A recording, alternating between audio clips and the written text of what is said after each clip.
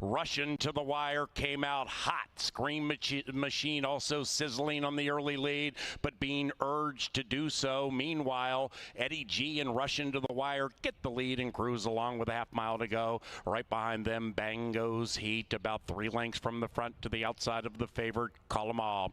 Then it's Summer Russ in search of 2 in a row, 7 out of it. Far clear from Master Jane, who's last. They're at the middle of the turn, approaching the top of the stretch, chasing a Russian to the wire. Russian to the wire, Russian to the lead at 11-1. Scream Machine scrubbed on every step of the journey. Call 'em All is making a nice move on the inside. Outside of that, Bang Goes Heat, and they have 2:50 to go. And at 11-1, Russian to the wire says, you better come and catch me, or Saturday night begins with a big upset, and it's over. It's Russian to the wire, gate to wire at 11-1.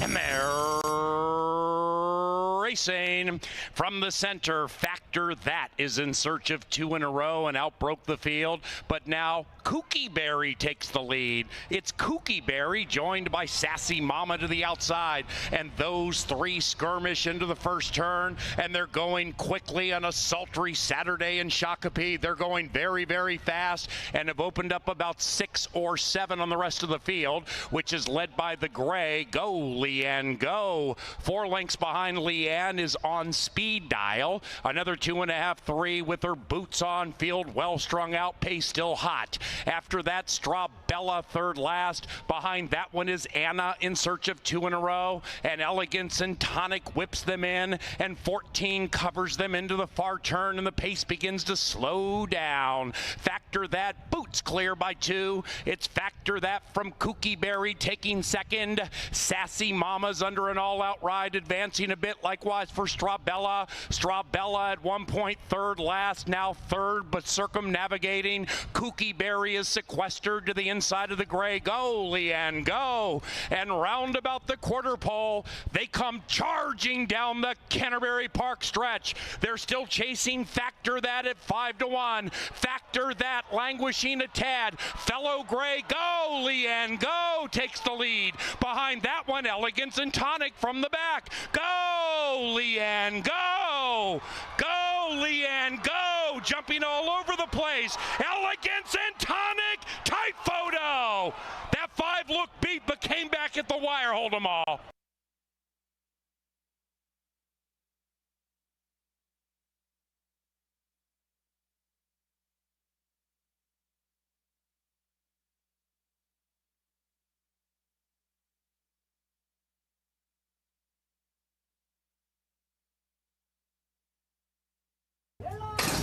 And they're racing from the 2 spot. Chuck's Every Wish has good early speed with Rosalina to the inside. And from the 7 hole, Flat Out Nice is Flat Out Fast. Outside of that, Hazard to Your Health. The gray is prominent. Even wider is Pearl Button. That one has the turquoise helmet cover as Rosalina shuffles back, loses some ground, and Flat Out Nice takes the lead. After that, we come back to Emery and Davery, mid-pack, but losing some ground, overtaken by Aunt Gwen. Behind them, Molly's Mia, and Charlie Paints is in last, but beginning to close in.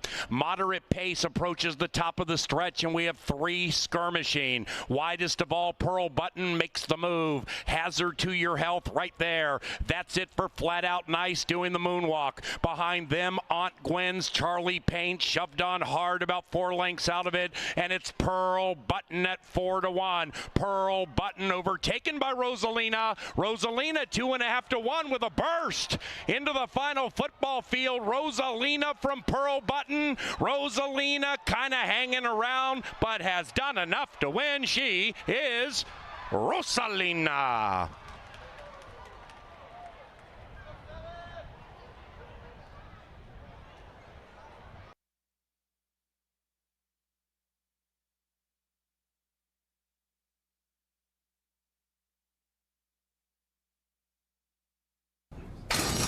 And they're racing, and they've broken a line. Cliff Diver outbreaks the field, and the favored Cliff Diver is looking for the lead. Loring Park is also flashing speed, and those two are in perfect harmony with 1 lap to go. The 9-year-old Tuco Bay tracks about a length and a half out of it. The pace is very, very slow. Loring Park and Cliff Diver go 1-2. Inside of that is Crafty King. The white horses make noise. 2.5 behind that. Skippy Strike, the 10-year-old, skips along about 5 lengths out of it.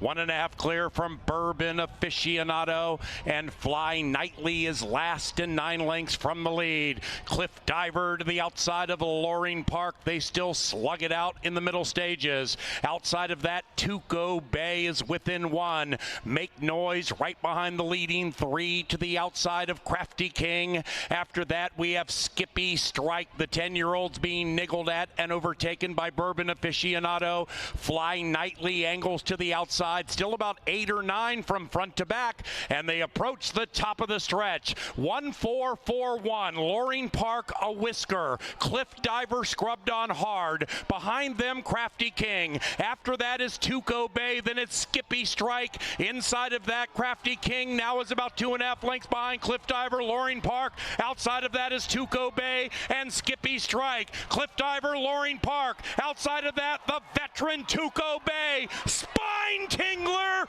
3 of them to the line together. Cliff Diver, so game.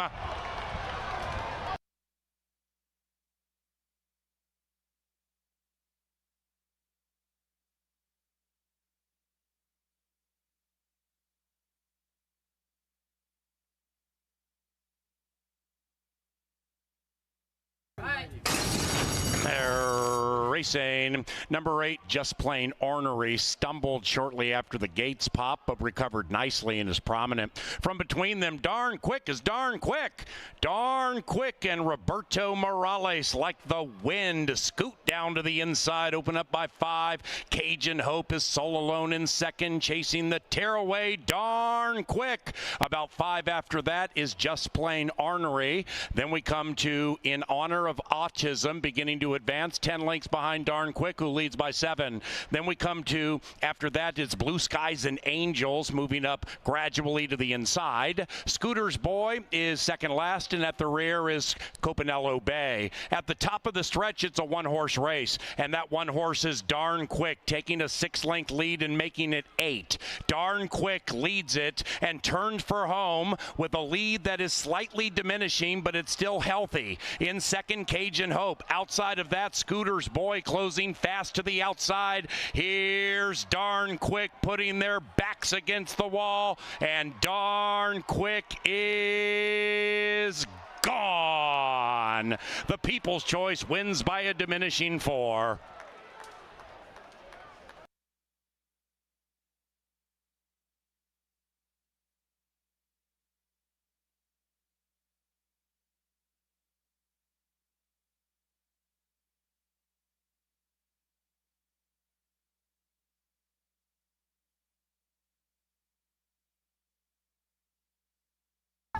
Nine in the line, and they're racing. Number 2, Safford, the firster, didn't know much about it and started in last. Meanwhile, showing terrific early speed is My Cairo Kid. My Cairo Kid at 4-1 with those shades on, opens up by a length and a half, and they are going speedily. It is My Cairo Kid in front. Outside of that, the gray is Braggadocious, revving up and attempting to join the lead as they head up the barn side. 2.5 lengths after that to Professional Grade, tracking in third and saving ground to the inside of Burn Boss. Right behind them, Smack Over Lime, 5th and about 7 lengths out of it. Now joined by PR Call Me Maybe, who is advancing. After that, it is Speaking Loud, and then a country mile back to that 2, Safford, way back in last. Into the far turn they go, and we still have 2 in a pace battle. It is My Cairo Kid to the inside of Braggadocious, and they travel in perfect harmony. About 2.5 3 clear from Professional Grade. Professional Grade getting a wonderful trip if good enough. Speaking Loud right behind them, angling to the outside and circumnavigating. PR Call Me Maybe is 0 for 20, hoping tonight is the night. And they're coming home now. Up front, My Cairo Kid spurts clear. Speaking Loud is running fast. Speaking Loud on the outside. Also, Smack Over Lime is finishing quickly. They're trying to catch My Cairo Kid. My Cairo Kid holding on and goes wire to wire.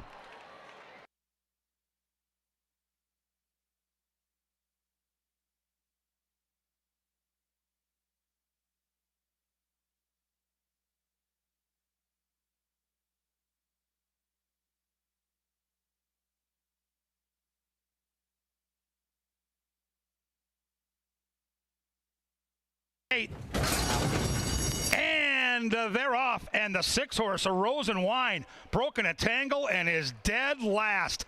Noel's Angel takes advantage of that and has the front to herself early. Cocktail Slippers up the inside. Then it's Mickey Dobbs from in between his Tap the Heart. Then we come back to Invincible. Mia Baby, Cozy, drafting in behind those front markers from 4 lengths back. And then we come back 6 to Brewhouse.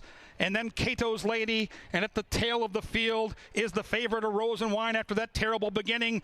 And Carmona looking for the hat trick in the saddle. He leads with Noel's Angel and leads by 3. The long shot Mickey Dobbs out after that one. Then we come to Cocktail Slippers. Mia Baby looking for a way through to the inside, and they charge down that Canterbury stretch, and Noel's Angel is trying to take them. Flag fall to That's All, and she's looking good. She's up by 6. Up the inside comes Mia Baby. In between horses is Cato's Lady, but this race was over at the start all the way. Noel's Angel, easy.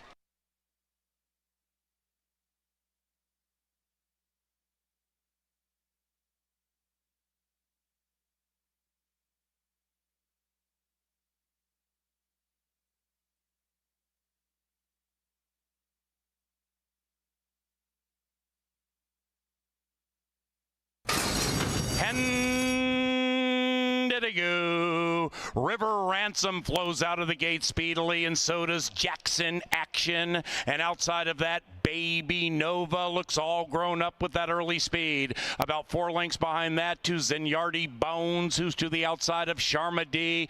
Way back in last, fully funded, about 12 lengths out of it. They're off the far turn on a Saturday night at CBY, and River Ransom and the leading man kick clear by 2.5.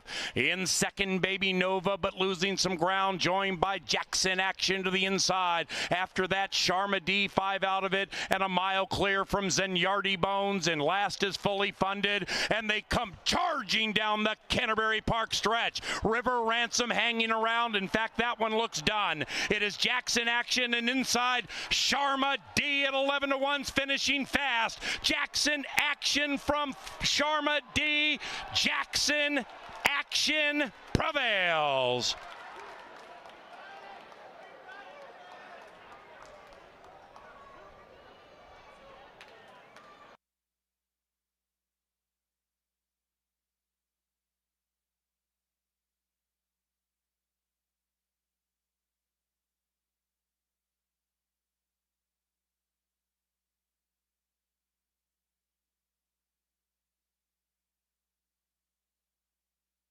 About ready, and they're racing. Perfect start per usual.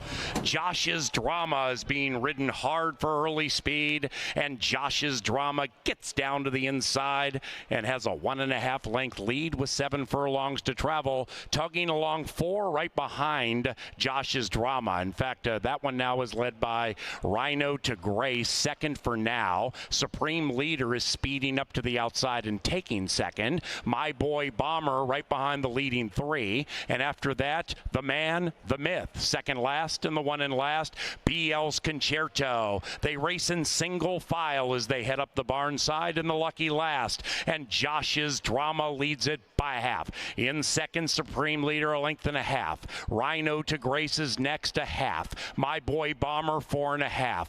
The man, the myth, is losing ground and has gone back to last, overtaken by BL's Concerto. 9 covers them. 9 9 covers them, and Josh's Drama leads it by 1. In second, Supreme Leader shoved on hard. Then it's Rhino to Grace, beginning to gradually edge in 3 lengths out of it. Said Trio, 8 clear from BL's Concerto, who's running on. Josh's Drama, 2.5 to 1, trying to lead it every step of the way, but is slowing down. Rhino to Grace between them. Outside of that, Supreme Leader. Josh's Drama re-breaks. They came up to Josh's Drama, but now that lead is 2. Josh's Drama, Diligent. Josh's Drama, Tenacious. Josh's Drama, Indefatigable. Josh's Drama is gone.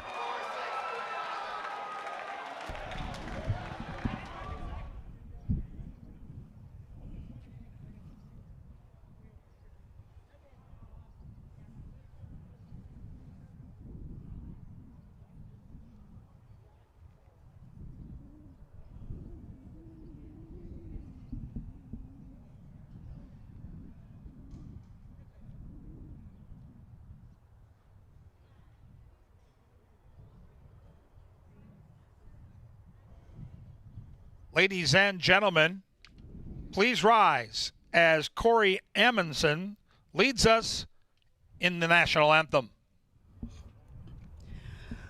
Oh, say, can you see by the dawn's early light what so proudly we hailed at the twilight's last gleaming, whose broad stripes and bright stars through the perilous fight o'er the ramparts we watched were so gallantly streaming, and the rockets' red glare, the bombs bursting in air, gave proof through the night that our flag was still there. Oh, say, does that star-spangled banner yet wave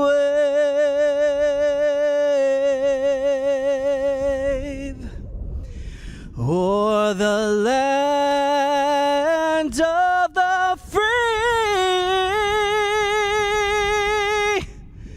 and the home of the brave?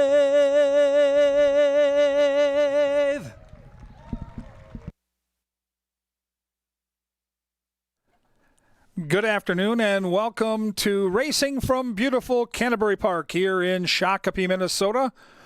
We're under mostly sunny skies. The main track is fast and the turf course is listed at firm. If you'll get your programs open, we'll go over the changes on today's 8-race card. Starting in race 1 with the 50-cent first 5 10% takeout wager. Scratch number 4, Coastal Fog. Race 1, scratch 4.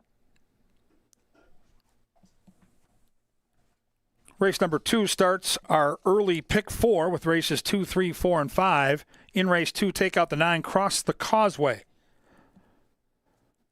Race 2, take out the 9.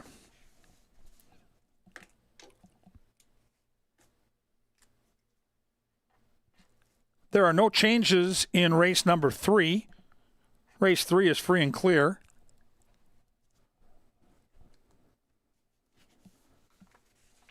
Race 4 will start our final 5, pick 5. Couple of changes in the 4th. Take out the 5, O-Dog, and the 9, Swamp Drainer. 6 horse, Kid's Inheritance, now ridden by Kelsey Haar, 8-horse, Kid's Inheritance, now ridden by Kelsey Haar. Haar rides the 8. We take out the 5 and 9. That's all in race 4.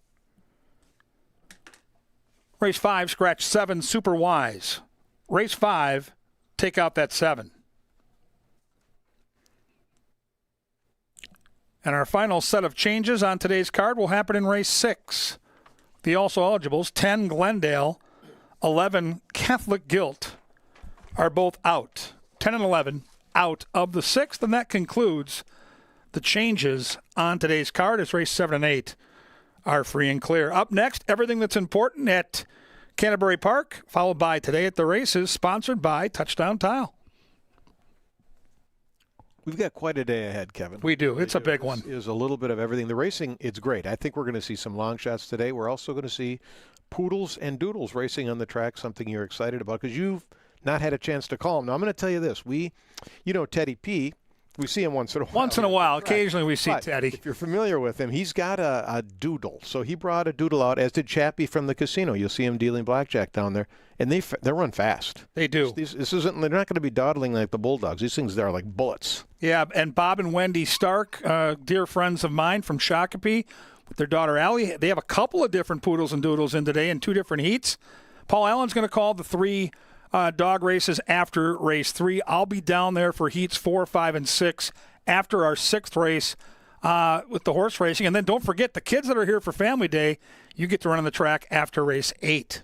Sunday Family Day, always exciting. New breed of dog here at Canterbury to join the rest of the roster, and the best ones meet up on Best of Breed Day at the end of the meet. Let's see, we've got racing on Thursday with $5 admission, $5 beers. That's always popular. Really good crowd this last Thursday. And then on Saturday, something called, I don't know if you're familiar with it, Cocktail Carnival, one of the Taste of Canterbury, part of that series. And I've got the lineup here. And let me just tell you what you're in store for. Carnival, so it's got kind of that New Orleans. It's got the Carnival type. With or without the beads? Well, there's a picture of beads here. I saw that. That's the first thing I noticed. Could happen down there. Yeah, this is gourmet stuff. You've got fried alligator. Oh. I don't know. Yeah, I saw that at the State Fair one time. I didn't dare to try it, but if you're braver than me, I think you should give it a go. That sounds good. Pig candy. I don't know what that is, but pig duck candy. Top Belgian waffles. I mean, this sounds good. Now you're talking my kind of food. Fried pickles. So this is a new one. We've never done this Taste of Canterbury edition before, but that's next Saturday. Next Saturday. They've been wildly popular, so make plans. Go to CanterburyPark.com, get all the info, and come out and see us. And Crown Royal is involved in that as well, which makes it even that much better. Then Sunday, we've got, if the poodles and doodles weren't enough, Sunday we've got unicorns and llamas. Yeah, well, listen, my daughters are much older now, but when they were little, they loved those unicorns. They'd come out and they'd be saying, Daddy, these unicorns real? Well, of course they're real. I mean, they're here. They're at Canterbury. They've got one big horn. They're rainbow colored. Yes, the unicorns are real, and they'll be here next Sunday. Can't wait for that. I was a doubter at first, but you're right. It is a popular thing, and if we can introduce kids and families to the racetrack that might not otherwise be here, we need to do it, and that's why we have the doodles and the poodles today. So it's a lot of fun. Another thing coming up is the Leg Up Fund. Yes. The night at the race is August 17th, but you've got a chance to support it now by buying a raffle ticket. There's a table downstairs on track level near the gift shop. You can buy a $20 raffle ticket. You can win either your choice of $2,000 or a pretty cool electric scooter, but you support a great cause along the way. Yeah, the men and women that ride these horses for us, when they get hurt and banged up and go on the injured list, they don't get paid. So this Leg Up Foundation is critical for their well-being. So if you have a little luck today, or maybe you come in flush from other race days here at Canterbury, please give back. Help out the jockeys here at Canterbury. That Leg Up table is set up just inside the front door, kind of where you walk in from the paddock, and it's a great cause to get involved in. Speaking of jockeys, here's a look at the leaderboard. Luis Fuentes still atop, but Eddie G is now closing in. Yeah, he is. And, Eddie G is a consistently good pilot. I think he's one of the best gate jockeys I've watched here at Canterbury in my 20 years of being out here plus. And, Fuentes is awesome. He's had a great meet. He's been terrific. But you want to see this competition. For all of us that bet on the races, handicap the races, in the last half of the season, this is the race within the race. And it's fun to see when it comes down to maybe that final couple weeks. That's right. And Carmona, Serafin Carmona, not that far behind. This is an apprentice rider, just started riding last year. And what gives him a chance? is that he rides pretty much every day, rides every race, and they all seem to be live. So he's having a heck of a meet as well, as is Mac Robertson. He was slow early. He's the leading trainer right now. He cleaned up in July. We're in our final day of July. He really did well. So did Joel Burns. So those are two former leading trainers, and they're looking to battle it out. Yeah, we have a great colony of trainers, and again, a real testament to the quality of racing. The field size this year is the men and women that take care of these horses are keeping these horses active and healthy and feeling good. Love to see these standings. The cream will generally rise to the top, but don't be fooled. We have many more big-time trainers outside of those two guys. They're the most familiar names that we have, but we don't have the field size, the great betting, and everything else that goes into the meet that we put together here at Canterbury without the great trainers that take care and their staff that care for these equine athletes. You want to do some handicapping for yourself? Bristnet.com has free past performances for every race day here. So just go to bristnet.com. You can download them for free, start handicapping. Heck, we just entered for next Sunday already today. Those PPs will be available shortly. You can start working on it. And that to me is what's fun, is you've got, with that 7-day out entry like we entered for next Saturday yesterday, you can handicap a week in advance and really start thinking about it and getting into it. And that is what, to me, is the fun part of the game, is the handicapping. It is. And now I'm looking at next Saturday's card this morning. You got 2-year-old races, 2 different girl divisions, 1 boy division. To me, I love the look ahead, the week of building up, watching replays, digging in to the bloodline. So, yeah, take advantage of that at bristnet.com. And you can learn some things along the way. Knowing what's going on in advance, like next week, could even help you for today. Like if a jockey's riding for the first time, but you see next week is already on some other horses for that trainer. There's some tells in this game that can lead you to long shots, and we do have long shots. That's why we had this month a pick 5 that paid $29,000 for 50 cents. It's been the norm all year. We've seen multiple 15, 20, 14,000. These pick 5 payoffs have been incredible. I go back to the field size. I go back to the quality of racing here. Upsets every single day, and today looks like a day where these pick 5s are going to pay. I know the pool's on Sunday. It's family day. They don't get quite as enormous as they do on weeknights. I still think we'll see something in the thousands, if not 5, 10, 15,000 today. It's that kind of card. Now you'll give the fans a little pick 5 right after today at the races, correct? So you'll give them something to play. They can jump in and get involved, because I do think if you can get by the favorite in this first race, and that's been the norm, kind of the long shots winning early, you can get a giant payout. We had a $5,700 payout last night in the pick 5, so you want to take advantage of that. And to learn more, up next today at the races, Angela Herman with Paul Allen, and it's brought to you by Touchdown Tile.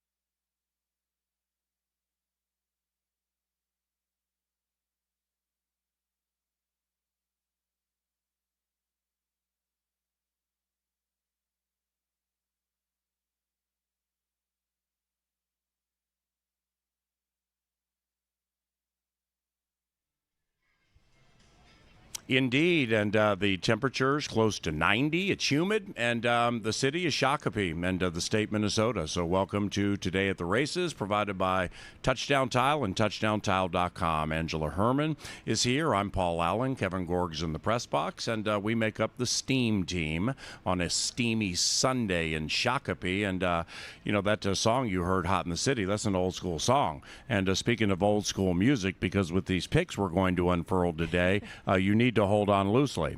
You need to hold on loosely Friday night when you come out here to see 38 Special. 38 Special performs at Canterbury on Friday night. CanterburyPark.com for information and tickets. And good afternoon. What do you think of 38 Special? Well, good afternoon to you. And I know you are quite fancied of a band from that era. Well, everybody knows you love Hall & Oates. Right. But there is another track announcer that is very much a fan of 38 Special. Do Really? you know who it is? Let's see. Well, first, the way she went down that road, then paused and got staccato, it was a "You Are Old" reference, so I fully expected Frank Sinatra, Dean Martin, and maybe a Glenn Miller reference coming up with his clarinet. But the guess would be Frank Miramati. It is not. It is Pete Aiello. Wherever you are, all vowels, you should be here Friday. The but real you won't PA. Be. Oh, yeah, the real PA. Yeah, I think that's that should be his Twitter handle. That should be his handle. If I you're heard listening out there. Yeah, I heard the consider Arkansas changing. Derby years ago. That should be his Twitter handle. The real PA. My goodness. I don't even know the guy. But 38 Special is his favorite band? One of his favorites, yeah. So after Hold On Loosely with 38 Special, where do you go from there? Yeah, not in the exactly. 38 Special Give mind. me your top 5 38 Special songs. Yeah, they're Oracle. Bruce Meyer, the Oracle, one of the best handicappers in the history of this racetrack, sits with us in the press box frequently. And, depending on how the wagers are going, how life is going, yours truly, Oracle, and Kevin Gorg have been known to bust loose occasionally with Atlanta rhythm section songs like "I Am So Into You." But after "So Into You," like, where do you go with Atlanta rhythm section? You know what I mean? We're big on one-hit wonders upstairs. Oh, spooky. That's right. Now, hopefully we're not big on one-hit wonders today with these 8 races, because that means we'd only have one winner for each of us, and we have been known to be of the competitive variety.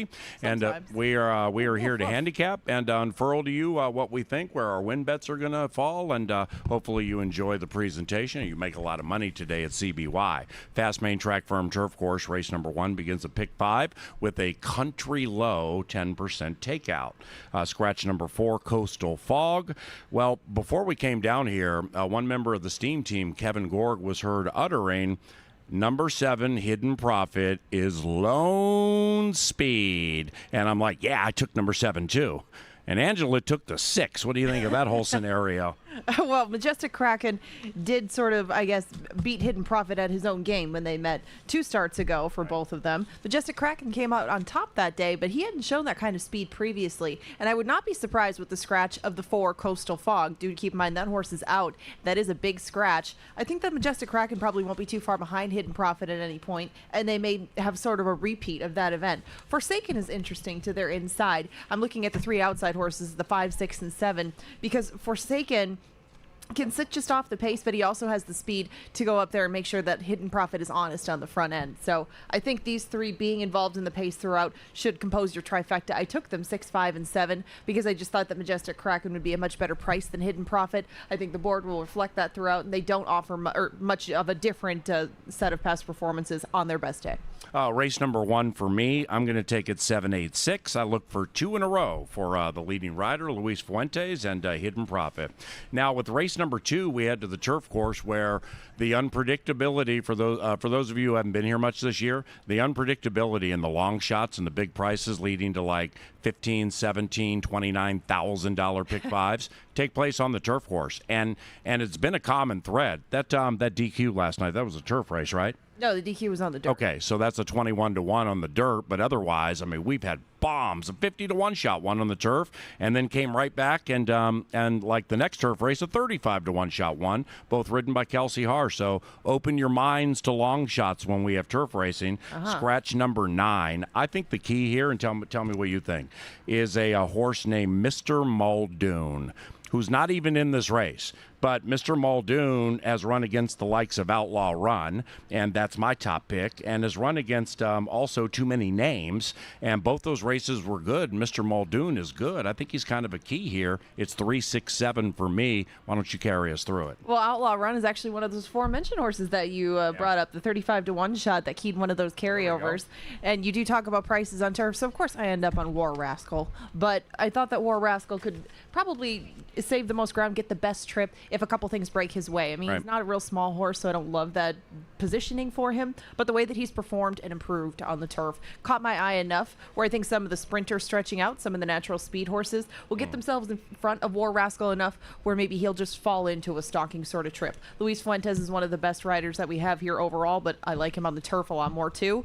War Rascal and he teamed up last time for a pretty hard-fought win over Gypsy Chief. I think it took him pretty much the entire stretch to get up, but there should be pace to run on again today, and so I took it 1, 5, 10, and 6. Mendelssohn Joy has some speed to him. I don't think he'll be too far behind at any point. Might need the race. He hasn't run since last year, and Haunted Haze on the outside could be any kind, but he does have some talent. That post is just too much of a killer for me, so again, 1, 5, and 10. A potential wild card in here is number 2, It's Bob's Business. Now, I didn't take the horse in the top 3, but Eddie Gallardo, who's having a really good season, well, he ends up on It's Bob's Business, and I'm probably reading into this a little too much, or maybe I'm not, but he last rode Mendelssohn Joy, granted last year, but he's, it's the Mac Robertson barn, and generally speaking, if HOF calls, you ride, and Mendelssohn Joy has some talent, and Eddie G also recently rode Found Jordan 2 consecutive times, both wins, jumps off, Bridgie gets on the turf, and ends up on It's Bob's Business, who's very, very fast and catches the inside. So keep that in mind.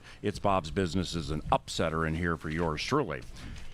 Race number 3 takes us back to the John Deere Dirt. We have no scratches, we have no rider changes, and 2/3 of the Steam team, the male 2/3, would be on Driscoll at 2-1 on the morning line. I didn't love my pick of Driscoll. I just kind of fell into it. 2-6-5 for me. Do you like number 5, Head for Business, quite a bit? This is not one of my stronger opinions on the card. I just have to be honest. This is one of those races I think that's going to be determined at the break because there's so many horses who are a tad one-dimensional in their style, but that's how they end up in a shorter race on the dirt.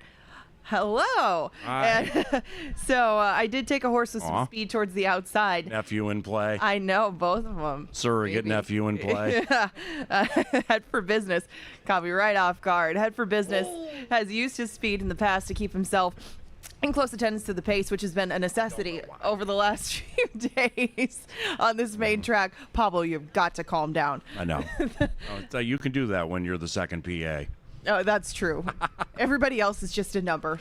Aiello, you're number 1. Right. But Not him at the bottom of the Steam team. Kevin and I are just trying to hold on. We're nothing without you. Thank you, sweetie. That's very sweet. But you guys have a lot of the same picks today, so it's better that at least I was down here with one of you because you would have just been, tossing Driscoll back and forth. That's because we see it clearly. Yeah, that's true. Let's go. 5, 2, 4, and 8. I really couldn't make heads or tails of this field other than who is going to break on top and who is not going to be stuck inside. That's what led me to Head for Business, but it definitely was not with a whole bunch of conviction. When I say things like that, Angela generally snaps her head at me and says, all right, let's double our side bet because she is game. Shall we? 2-6-5. 2-6-5 for me and race number 3. 4th race, turf race. Remember, open those minds and hearts to upset alerts here.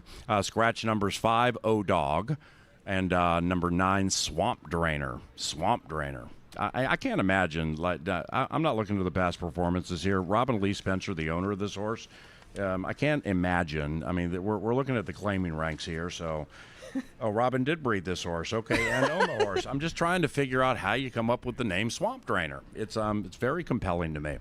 Kelsey Haar rides number 8, Kid's Inheritance. So we do have a bevy of changes here. Number 10, Cybertruck gets into the race via the scratches. That's my top selection. Looking to win 2 in a row. Angela likes one of my low-key favorite horses like the last 5 years here, Thick Haze. Just a cool old guy who generally gives what he's supposed to give every time. Yeah, and we love our cool old guys upstairs too, don't we? Oh, Number goody. 2. Yes, Thick Haze is a very cool horse, though, and I think he's run into some very fast paces in his last few. Usually, he's a bit closer than he's been. He still managed to capitalize last time and reel off by over 3 lengths. Thick Haze is the one that I think will be able to make sure that everything is going just steadily up front. I don't think that Johnny Dar will get to go as slow as he did last time. Johnny Dar got a great ride that day out of Gallardo. He went off and just crawled along on the lead. Nobody could catch him, including Kid's Inheritance. That's who I had that day. But Thick Haze should be able to at least push the issue, keep himself in close range, and let the best horse win. I think the best horse over this turf course is Thick Haze when he has the opportunity to get out in the clear. So I did take it 3, 8, 1, and 6. I respect your horse coming in off the also eligible list. Yeah. Still the post. Such a big effort Correct. last time. This is a deeper group, and I had to get behind a horse that's a proven commodity, and that's the case. Tell me why Johnny Dar's not lone speed in this race. He might See, be. I didn't like his final time. So, like, I was of that last race. I think it was the last race. I was about ready to pick him. Then I'm like, nah, it looks too easy, you know? I just think somebody's going to see how slow he went last time. Yeah. Somebody's going to go after him, and I think that somebody is. Bye, Johnny. Say bye to the mouse, Angela. Bye, mouse. Bye, Moosey. Eat your cake. Thick Haze usually been a pace pressing sort of horse again until he ran into those fast paces. So again, 3, 8, 1. Yeah, it was a great point, wasn't it? No. Here's the great point: is we have this. Okay, yeah. I like cake. Okay, you can see 3 chins, and cupcakes, cake, candies, $24 Taco Bell orders. That's me. We've had this cake sitting in the refrigerator in the Dark Star press box now for about a week, maybe a half a week, and it's good. It has sprinkles on the outside, and why it's Mouse's? Yeah.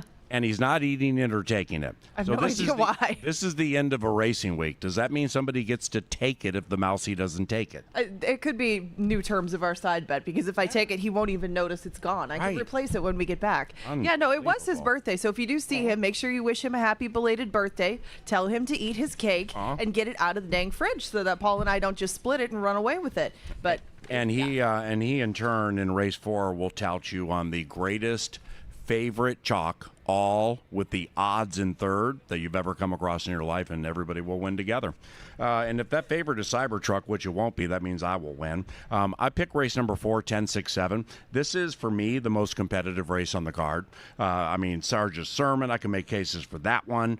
The K's, of course. War Chest absolutely can win. Johnny Dar might steal it. Kid's Inheritance has done some damage on that turf course. I ended up with Cybertruck. I like that last win, and I like the final time, and I like the interior fractions, too, where the opening quarter, it went a little quicker than I would have liked, and this one sat off, so kind of fell into something maybe. But Cybertruck, second off the layoff, really jumped up last time, and this very well could be a win the race, get 60% of the purse, take the $7,500 for the claim, and move on. So I'm going to try Cybertruck with Guillermo Rodriguez in race number 4. Today at the races, ventures to race number 5. Race 4 begins the final pick 5, 50 cents on races 4 through 9. Pick 4 wagering on race 5 to the John Deere Dirt, and scratch number 7, Super Wise. 1, 6, 4 for me. I pick it 1, 6, and 4. Pass the Cat is my top selection. And Pass the Cat was very, very impressive in both of his starts of this year. I take nothing away from him. It's just the way that this track is playing. And for a 10-horse field, it sure was lacking pace. I mean, the scratch didn't take much out of it. Super Wise was coming from near last anyway. But there just isn't that much speed in here, so I had to try the new shooter, I Will Stand. I Will Stand is coming back to Canterbury. He has not been here since last August, but he has been traveling down south to Louisiana, then to Indiana, showing speed throughout it. And I think that's really all you need to be a competitor in this particular group.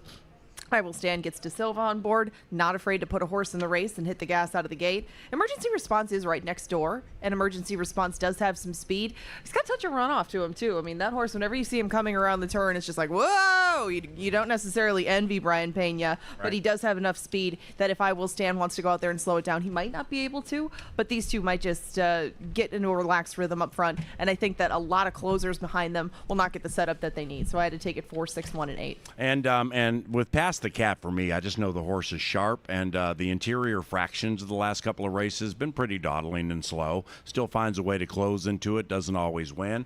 Angela makes a great point with that 4, and I guess I overlooked this. I saw it, but didn't take it significantly enough. Horseshoe, horses from Indiana. They ship all over the country and win. I mean, it's like especially in Kentucky at those Kentucky tracks. We had one win here within the last couple of weeks. That turf horse who came over here.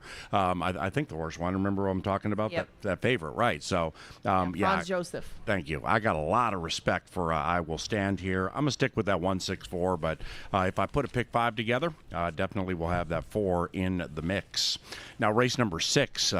Takes us to the turf firm rail at 30. Scratch numbers 10 and 11. 10 and 11. 5, 8, 9 for me. I don't know if I like, announcing and wagering. I don't know what I like doing more. Playing Shut Up, Michael, or saying Shut Up, Michael. I like doing them both. So therefore, I just took it on top. So shut up, Michael, 5, 8, 9. I saw a lot of speed to go with shut up, Michael, but I don't think I'm going to be doing the 6th paddock, so Kevin can just fire away at Michael wherever he is. There seemed to be enough pace where I think Rosenquist, Vitale, shut up, Michael. I mean, maybe even outrun him when he feels like it sometimes. All will go up there and make things hot and heavy up front. And with that in mind, I saw some weirdos in here. I know that Mark and Greeley won't be too far behind, but at his best, usually, he is pretty far off the pace. Zuma Rudy's usually in last. Runaway Ready is not that far away. I used all 3 of these with the hope that at least a couple horses would tie up on the front end. It's a hot day, may take something out of themselves, and some of these horses that may even want more ground than a mile will come and pick them up just because they got a little bit more gas in the tank. It's asking a lot, but when I saw a race full of chaos, I just had to take some sort of shot, and that shot is Mark and Greeley, so 9, 6, and 3. I think, and if I'm overstating this, I apologize, but I think you have a toxic relationship with number 9, Mark and Greeley. I do. Well, and I felt a right to say that because we've been in here before when you selected that horse, like off a layoff or first time here, big price, like didn't fire, bad trip or something, and then it's like you guys are in, and it's like you pass the cat to me is Mark and Greeley to you. Because I took that horse off a layoff at 20 million to 1, ran great, but I didn't come back the next time when it won, It happens. I know. I do. We do. He's one of my favorites. There are horses sometimes you find that we pick just about every time. Kevin has had, who was that one?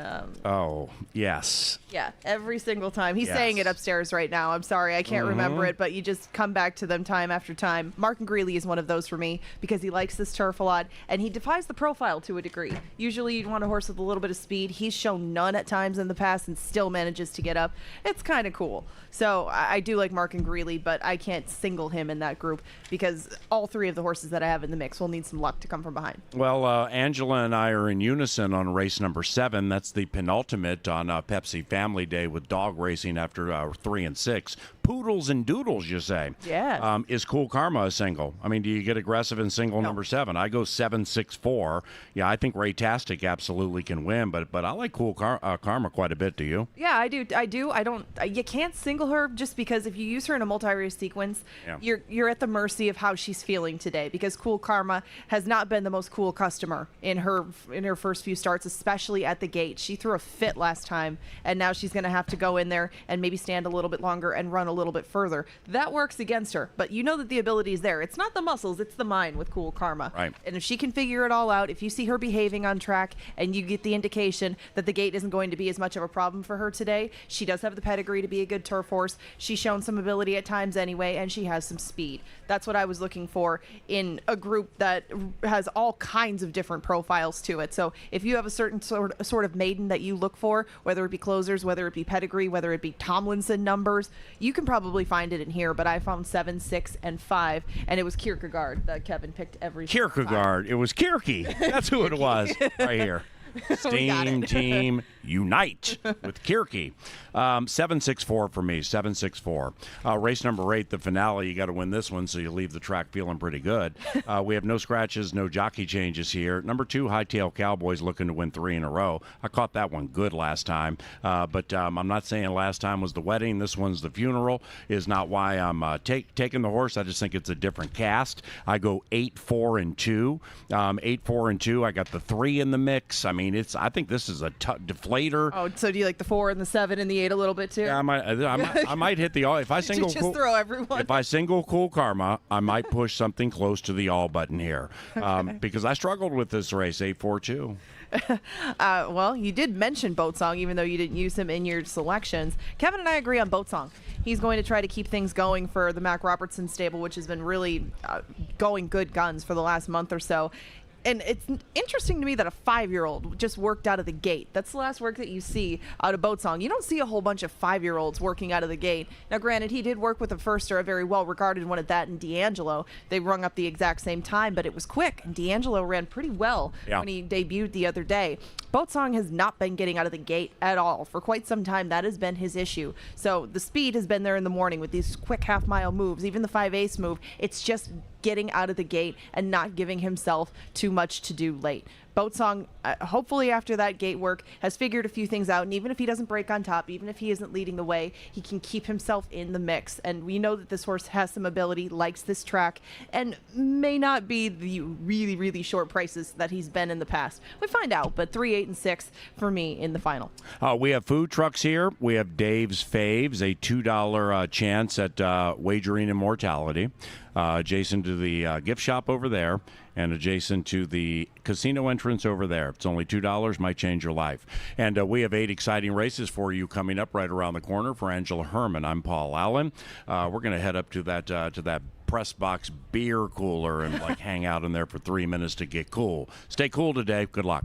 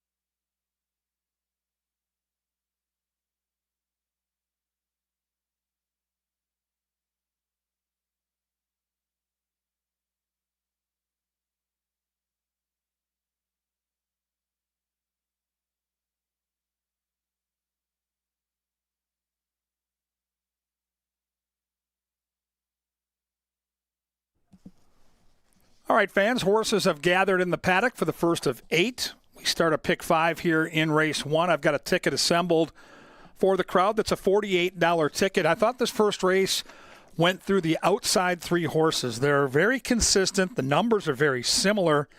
And I think it's going to come down to the trip that they get. I'm going to use 6, 7, and 8. I've got Hidden Profit, the 7 on top.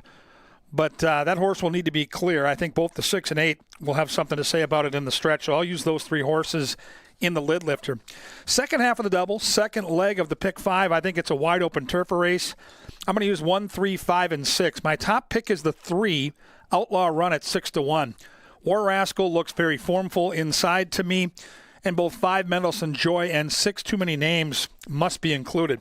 For me, my pick 5 ticket today is going to go through race 3.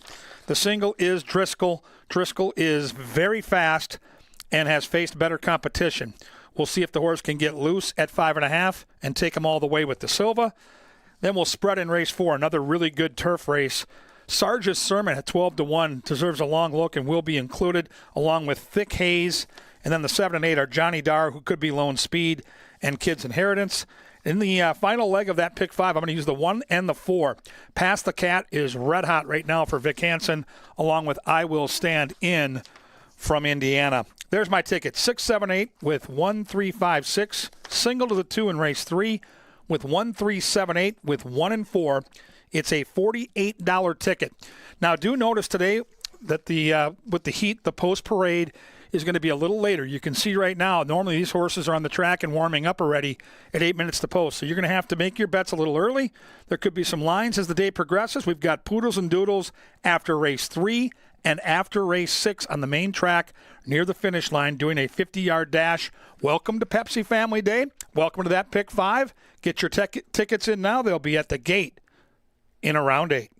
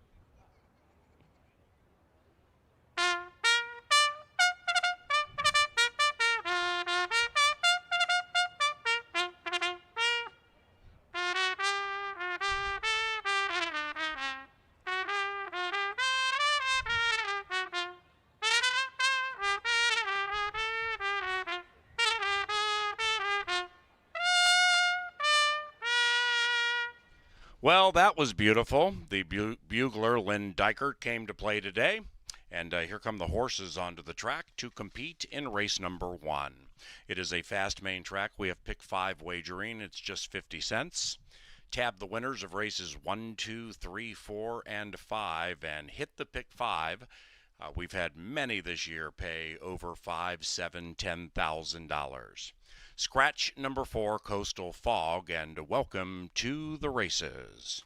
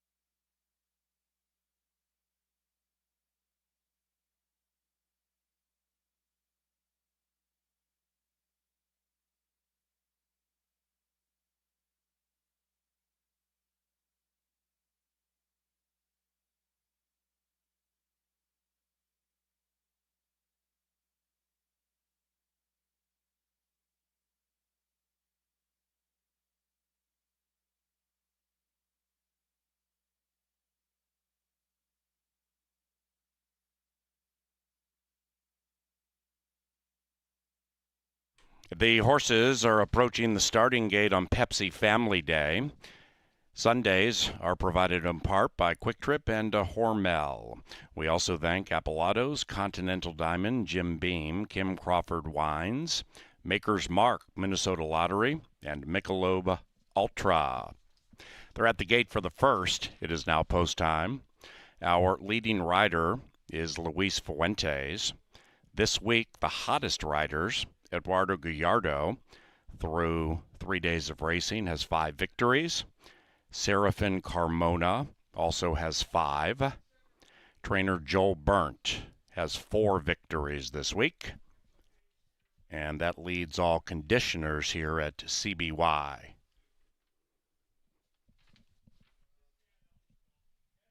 And they're moving in line.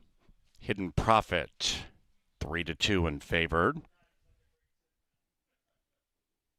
And on behalf of all of us here at Canterbury Park, including members of the Handicapping STEAM team, we welcome you to a steamy day in Shakopee, Minnesota. For 8 of them, 7 to start, Awesome Family last in. And they're racing. Perfect line out of the gate. From the 3 spot, Schmooze comes out rolling nicely. Hidden Profit is in search of 2 in a row and takes the lead. Right behind that one is Forsaken to the inside of Awesome Family. Then it's Re-Up. That one is closest to the rail. Rider has the orange colors, 5 out of it. About 3.5, 4 clear from Ferrari Road. And Majestic Kraken is advancing from 8 out of it up the far turn. Hidden Profit and Fuentes pull clear 1. Awesome Family outside of that. Then we come to Schmooze, outbroke the field, but now 3 out of it. Forsaken is making a wide move. Majestic Kraken has the Black Silks tracking that one wide. Re-Up may need to re-up. Then we come back to Ferrari Road, and here they come. Hidden Profit kicks away by 3. Hidden Profit, wrong lead, trying to make it right place, winner circle. Hidden Profit slowing down. Awesome Family at 3.5 to 1. Charging Awesome Family on Family Day prevails.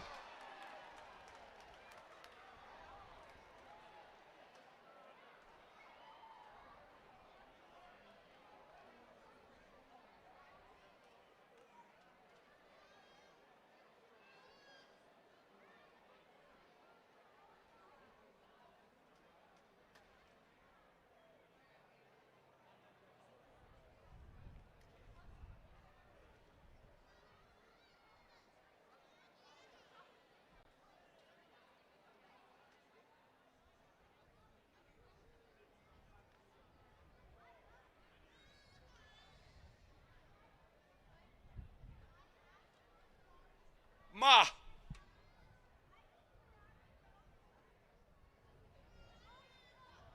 Number 8, Awesome Family wins. 7, Hidden Profits second. Photography for the rest.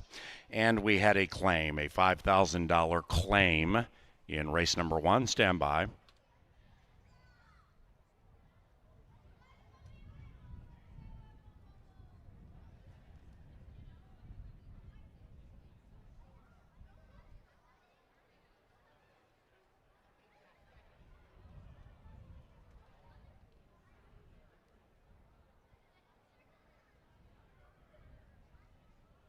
The runner-up, number 7, Hidden Profit, claimed for $5,000. Moving to the Gabriel Silva barn for owner James Stevenson. The numbers, 8, 7, 6, and 5. Hidden Profit tagged 5K, G. Silva, Stevenson.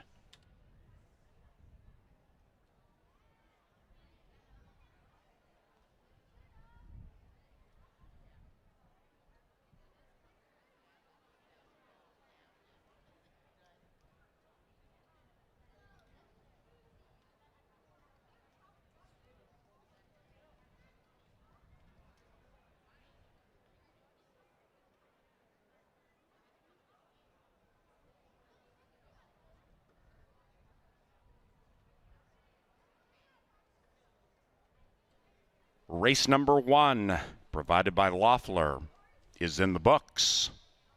First exacta 20 and change, trifecta 25.05, and the superfecta $7 and change for a dime. We scoot on to race number 2, and we head to the firm turf course. Rail is at 30, scratch number 9. In the winner's enclosure, Awesome Family and Guillermo Rodriguez. The winning owner is William Kennedy Jr., and the winning trainer, Bruce Rican. Race number 2 offers pick 4 wagering. It's just 50 cents. Turf time is about 23 minutes from now. In a race provided by Apple Autos, the official vehicle supplier to Canterbury Park. There's a location right around the corner. And we thank Xfinity Comcast and XfinityMobile.com.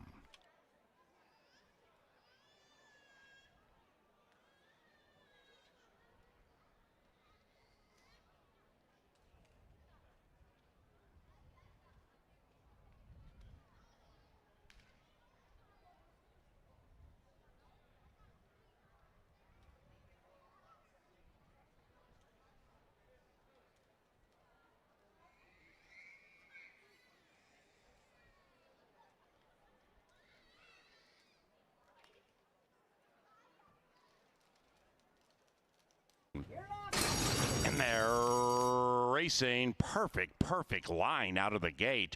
From the 3-spot, Schmooze comes out rolling nicely. Hidden Profit is in search of 2 in a row and takes the lead. Right behind that one is Forsaken to the inside of Awesome Family.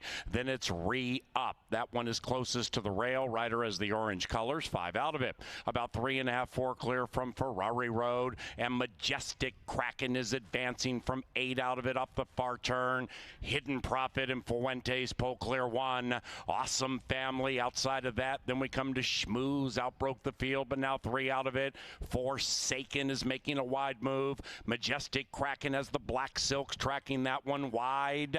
Re-Up may need to re-up. Then we come back to Ferrari Road, and here they come. Hidden Profit kicks away by 3. Hidden Profit, wrong lead, trying to make it right place, winner circle. Hidden Profit slowing down. Awesome Family at 3.5 to 1. Charging. Awesome Family on Family Day prevails.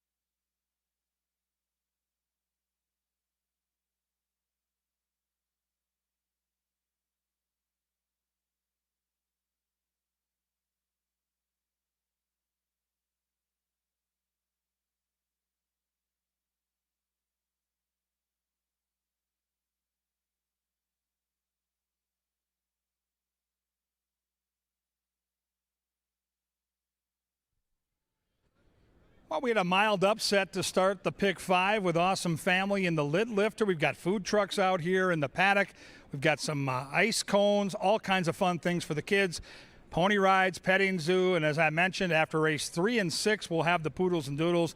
After race 8, the kids will take to the track. From a wagering perspective, there's some good betting races today, but I would argue that race number 2, as good a betting race as we're going to throw at you today. 1 mile on our beautiful turf course, Allowance Company. This field from top to bottom looks so evenly matched. Let's handicap with one of the horses to beat, in my opinion. Inside number 1 is War Rascal. The rail is out. Inside post positions really are an advantage right now, as is a good jockey. And Luis Fuentes is at the top of the jockey standings for a reason. This horse has good natural speed, can pick any spot early in the race. There's a lot of speed in this race, so I think he'll likely sit off. But I tell you, he's going to get a great trip scraping that paint inside. If you like the 1, the post position's not going to hurt you one bit. Angela likes this horse, and so far a pretty fair price up on the board. It's Bob's Business took all the early money on this windy Sunday in the paddock. This horse has loads of early speed, decent turf figures, and you get Eduardo Gallardo. And in the month of July, he's been our hottest jockey. Gallardo has closed that gap that Fuentes had at the start of the month, and he will challenge him all the way to the finish for top jockey here at Canterbury. With that speed, the only question I had was the pace of the race. I see a lot of other speed on paper, so he'll have to figure out when to push the button on It's Bob's Business. I'm going to try Kelsey R here. I'm going to try for a long shot. I like the 3, Outlaw Run. 2 starts on our turf course, 1 win and 1/3. So we've got consistent numbers on the grass. I like the post position because the inside 2 horses probably have a little more natural speed. This is the horse that in late June with Kelsey astride won at 35-1. Now we're not going to get 35-1, but we're going to get 7, 8, 9-1 today, and we're going to get a really good trip. Kelsey's been awesome all year. I'll trust her here to find a way for Outlaw Run. Number 4 is Superstar Swank. Mac Robertson has been red hot in the middle portion of summer, to no one's surprise. This is the turf debut. Decent bloodlines, like the 2 horse, has some natural foot. We'll see how the pace sifts out, but there are a lot of horses that might be vying for position up near the front early. 5 is Mendelssohn Joy. De Silva gets the call for Mac. This is Mac's other horse. Likely sits off the pace, but does have enough speed to be in a good tracking position. 3 starts on our turf course, never off the board. So top 3 placings in all 3 turf tries, and 7-2 right now, your second choice. Number 6 is Too Many Names. Constantino Roman gets the call for Stacy Rushton. Ran into a monster last time. Mr. Muldoon is a turf-loving fool. This horse ran second. If Muldoon was in here, he'd be 3-5. So the fact that this horse ran second to Mr. Muldoon validates his credentials for this race, and I think 6-1 is way too big a price on Too Many Names. 7 is Found Jordan, and boy, has Virginia Peters found something here. She's the breeder, she's the owner, she's the trainer, and the horse has popped with back-to-back wins at 7-1 and 7-2. This is a horse that's versatile, has run big on the main track, has run big on the turf, so Virginia's got options. The one thing we know for sure is she's got one of the best turf jockeys in the Midwest, Jermaine Bridgemahan, calling the shots. You can try to beat him on the turf at your own peril. This guy's good. Number 8 is the speed of the speed, in my opinion. This is Frosty View. The Minnesota bred has been sprinting throughout his career. You get a good gate jockey in Luis Valenzuela. You get a great trainer in Joel Burnt. And you get a horse that we've never seen on the grass. So I don't know how that speed's going to play out, but certainly on paper, this horse figures to jump out of that gate and try to get her done. Outside horse is a very intriguing horse. That's Haunted Haze. Alonso Quinones gets the call for Esteban Martinez. Like Frosty View, has been doing all his work on the main track. He's lightly raced. He's got great bloodlines, and he looks like a horse that can handle a distance of ground. He's a big, strong-looking, physical 4-year-old, so we'll see if he can handle the turf. The biggest question for me will be that outside post. With the rail out right now, that post is not going to do him any favors, but he clearly has a bunch of talent. Walking our way through this race, it is unbelievable how evenly matched this field is. So if you're going to try to hit a try or superfecta, this is the place to try to do it because the value is here. A humdinger, race 2 on that Canterbury turf course. They'll be at the gate in around 8 And then they're going to get it on.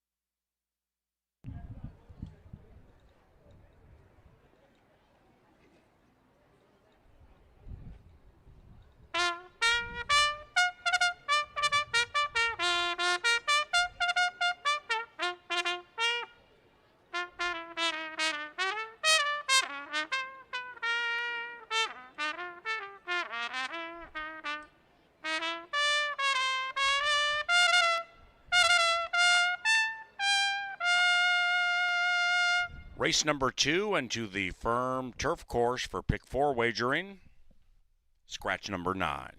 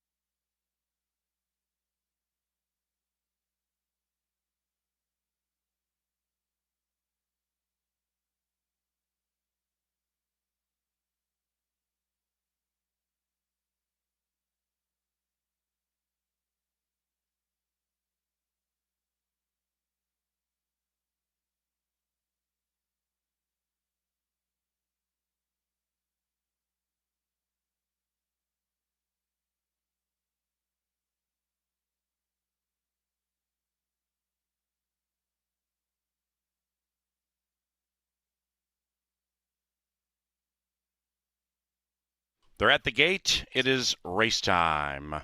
Second race, pick 4 wagering, firm turf course, and here they are.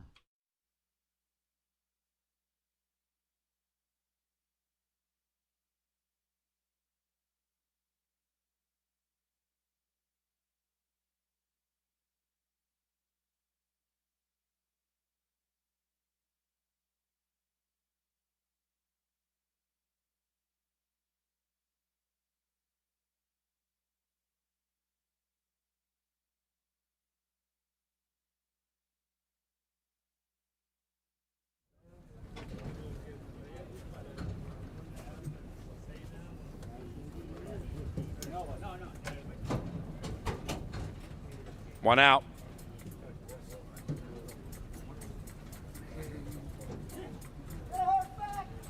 Haunted Haze last in line. Turf time. 6 rearing. And they're racing. Tight beginning for that 7. Found Jordan in search of 3 in a row. Several of them zing on for the early lead. Frosty View in the turf debut at 19-1 flashes speed. It's Bob's Business 2.5-1 is crackling. It's Bob's Business picks up the pace and opens up by 1. In second, Too Many Names, and now Haunted Haze rolls up to the outside, and Haunted Haze used to share a home with It's Bob's Business, and these 3 quarter horse around the turn very quickly. They're about 7 clear from Frosty View. After that, we come back 1.5 to Outlaw Run to the outside of Mendelssohn Joy off that layoff. Then a big gap back to Superstar Swank in the turf debut, overtaken by Found Jordan with Bridgie, and then last is War Rascal, 13 lengths rearmost. It's Bob's Business, it's Bob's lead. It's Bob's Business 1, Haunted Haze 2nd, niggled at. Between runners, we have Frosty View. Outlaw Runs making a swift move on the outside. Then it's Mendelssohn Joy also coming in a bit to the inside of Found Jordan, and Bob still leads. It's Bob's Business and Eddie G calling the shots by 2. Inside Frosty View, outside Haunted Haze. Then it's Outlaw Run skipping all around the turf course. Wider out, Found Jordan's coming with a late run at 17-1. It's Bob's Business on his game today, and he takes them wire to wire.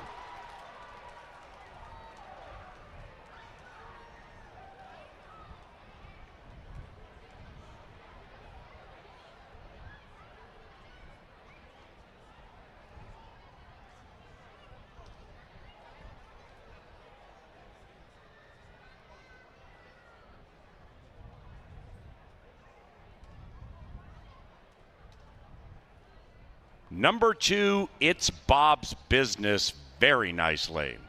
Photography for the rest.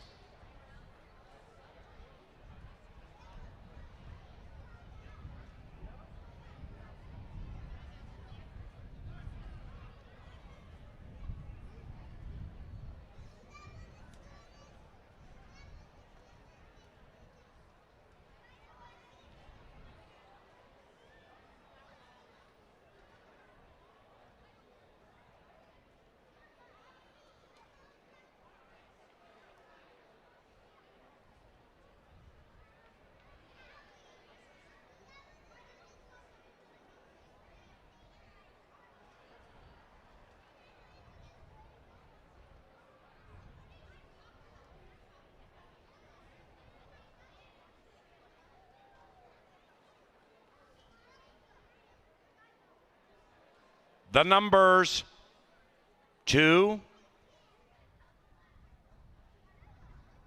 5, 7, 10.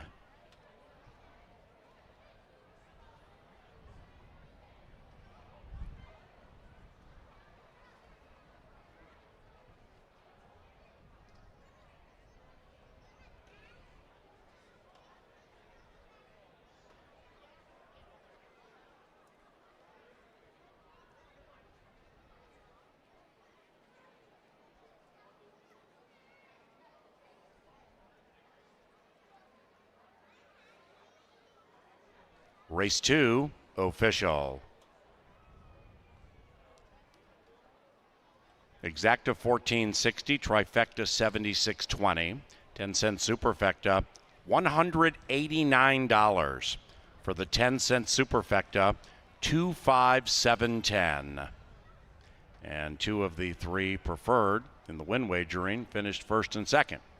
Yet that 10-cent superfecta paid nearly $200. Crazy. First double paid $41.20. The third race returns us to the John Deere Dirt with no scratches. And the race is provided by Anheuser-Busch and Tri-State Bobcat.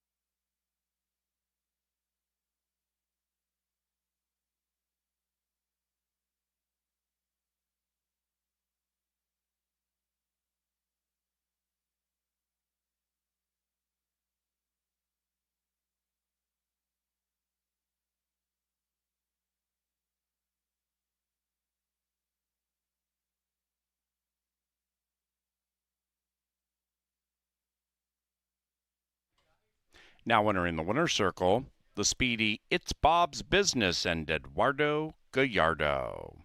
The winning trainer, Joel Burnt. And the winning owners, Burnt Racing and Janice Kruger. It's Bob's Business is a 4-year-old bay son of Bolt Doro out of Sales Call. Bred in Minnesota by the late Bob Lothenbach.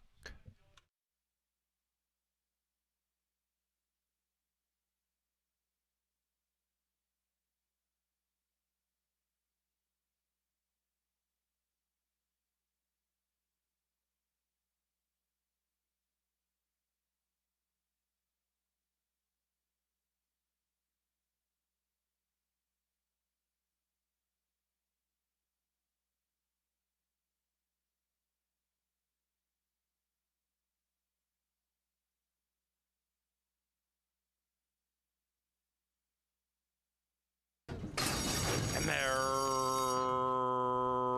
racing. Tight beginning for that 7, found Jordan in search of 3 in a row. Several of them zing on for the early lead. Frosty View in the turf debut at 19-1 flashes speed.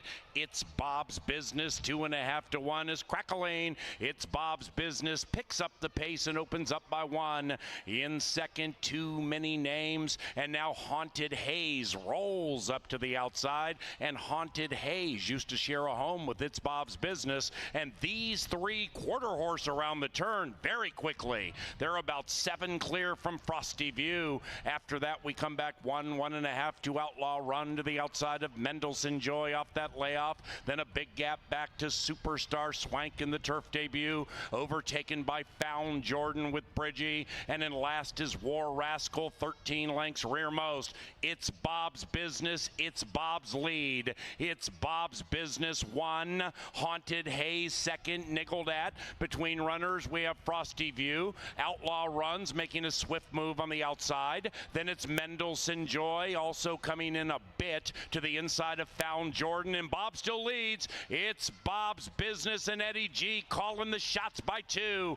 Inside Frosty View, outside Haunted Hayes. Then it's Outlaw Run skipping all around the turf course. Wider out, Found Jordan's coming with a late run at 17-1. It's Bob's Business on his game today, and he takes them wire to wire.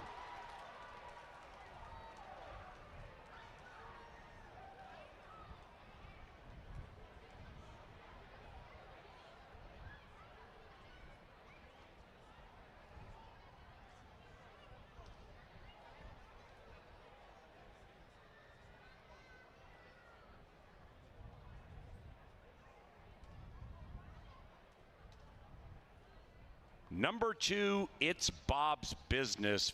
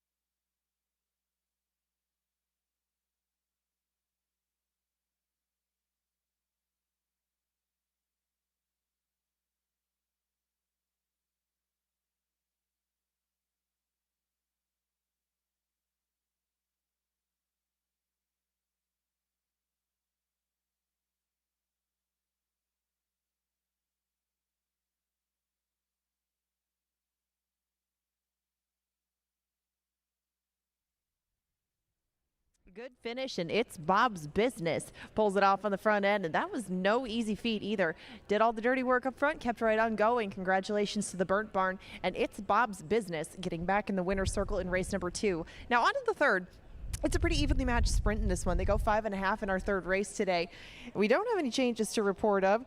We got 8 going in the gate. There's some equipment changes, blinkers on and whatnot, but I thought this one would be very much determined by how things went in about the opening furlong or so. There are some speedsters in this group.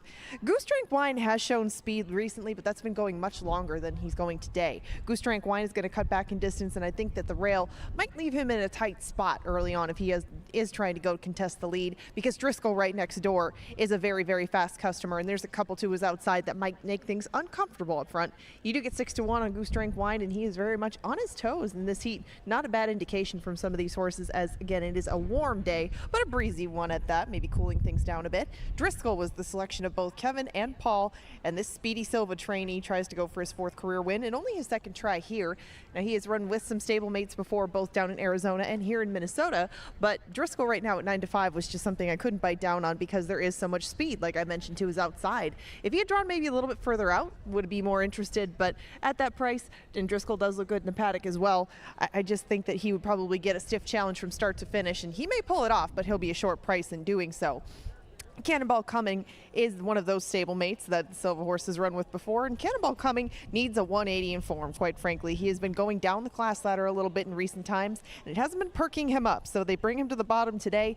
I would think he would be coming from off the pace, and that has not been a great tactic lately. You've wanted to be closer to the front end, and he has the speed to do that, but I can't imagine they would want to send both Driscoll and this horse off to the lead to lock horns with each other. He will provide some value on the board. Right now he is 9-1. You get 4-1 on Bumper Pool. He's been quite busy lately, hasn't he? Bumper Pool is one of the only true off-the-pace kinds in here that would prefer everybody to go up and duel on the front end. Bumper Pool comes off a race at Energy Downs that saw him finishing a pretty even 5th, maybe getting back to a track that he's run well over in the past. Will liven his form back up. Right now he is 4-1. You get 5-1 on Head for Business, and this is my top choice in here. He has shown great speed in the past. It's just a matter of him getting clear and getting one little breather in there. Not likely with Driscoll to his inside, but if he is in front early, he is pretty tough to run down, and he proved that a couple of starts ago. Masterpiece Day should be just off the pace. I would expect he and Serafin Carmona not to be too far out of things at any point, and they're 13-1 at the moment. If you are looking for a price, and I don't blame you in this group, he and Direct Action shouldn't be too far off things, but Direct Action likes to be controlling the pace by himself. That doesn't seem likely with the field that's drawn against him, but he does get an outside post, and Direct Action hasn't always had that kind of luck. It's either been the rail or the far outside. This should be a cozy spot for him. Same thing goes for Astronaut Oscar. Blinkers will go on Astronaut Oscar today. He's another one that needs a little kick in the pants as far as his recent form, but this could be the day as he does drop again down to this level and gets the outside running. 5.5 the distance coming up in approximately 8 minutes. I took him 5-2, 4, and 8, but this is a pretty wide open third race, and we got a power play coming for you soon. Wagering options include pick threes, doubles, exacta tries, and 10-cent supers. This third race group is now track bound with 7 minutes to post.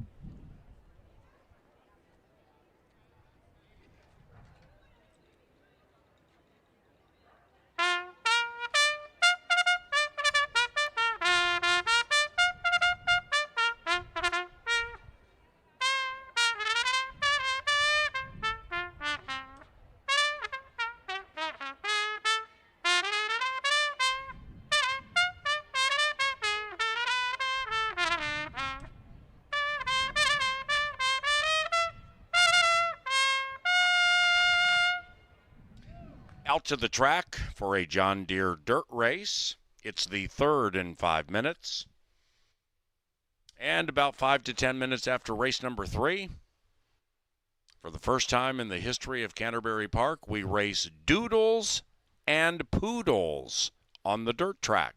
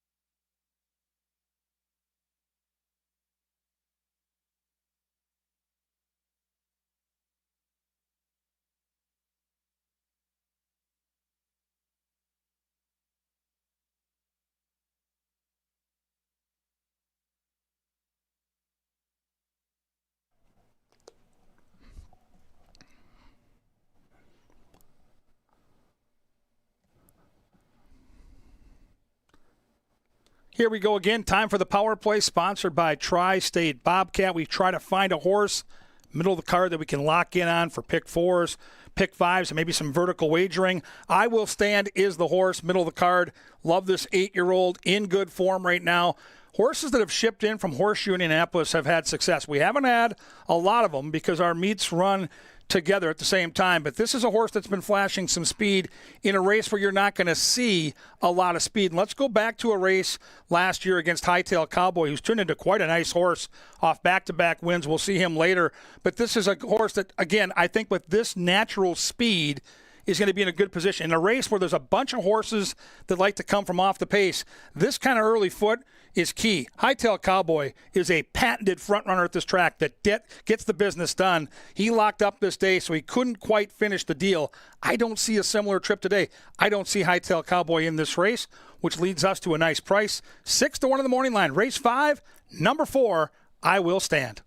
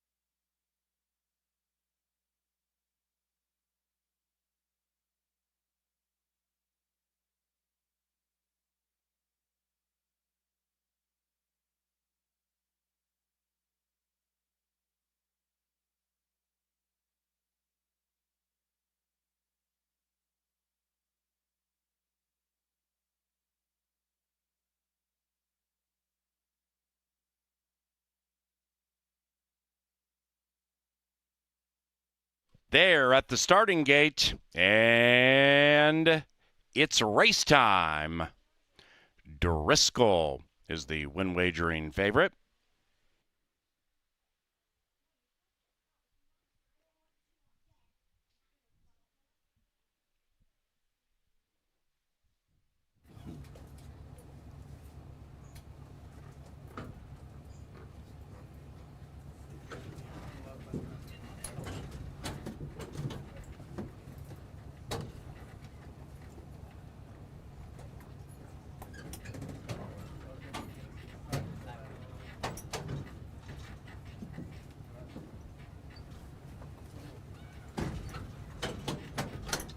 One out.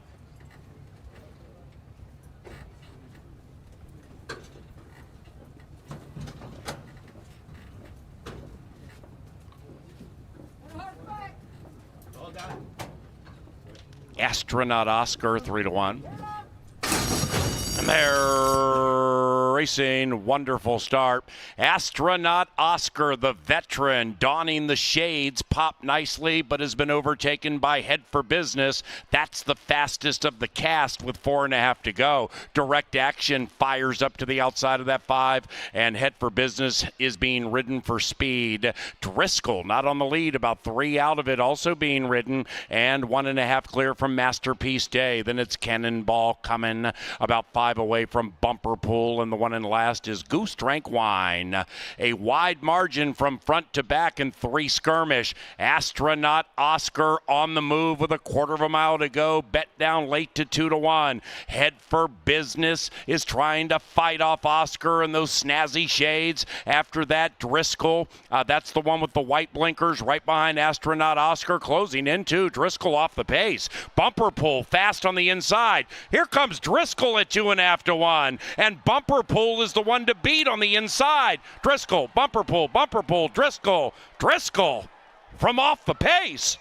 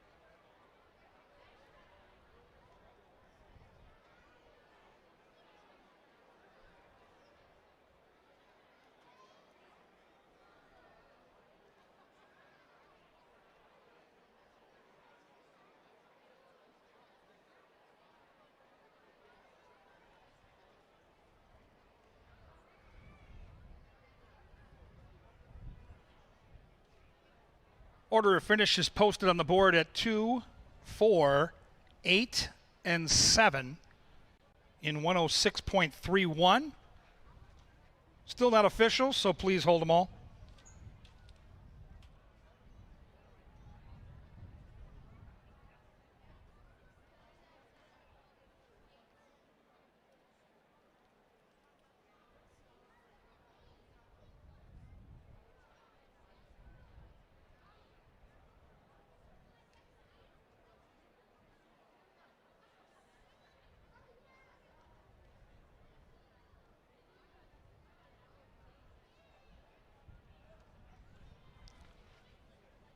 Race number 3 now official and cashable. The Superfecta paid $39.96 for 10 cents. The Gary Sargent 2-2 double paid $25 for 2. That pick 3 returned $92.70.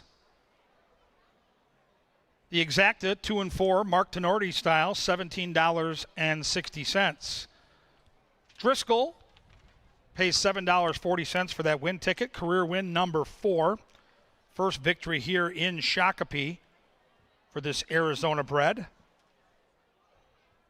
Getting a bath for his toils. The Poodles and Doodles are getting set and will be out here momentarily. Get a good spot down by the winner's circle. You can celebrate Driscoll and then see all the pups gather for their 3 different heats that Paul Allen will take you through. Driscoll is a 5-year-old bay gelding by Rocky Bar out of Open Shaft. Foaled in Arizona by the AAA Ranch. The winning owner is the winning trainer. That's Jose Silva Jr. with the double. And the winning jockey today, Fausto da Silva. Congratulations to the victorious connections of Driscoll. Replays, and then it's time for the Poodles and Doodles. Everybody enjoy.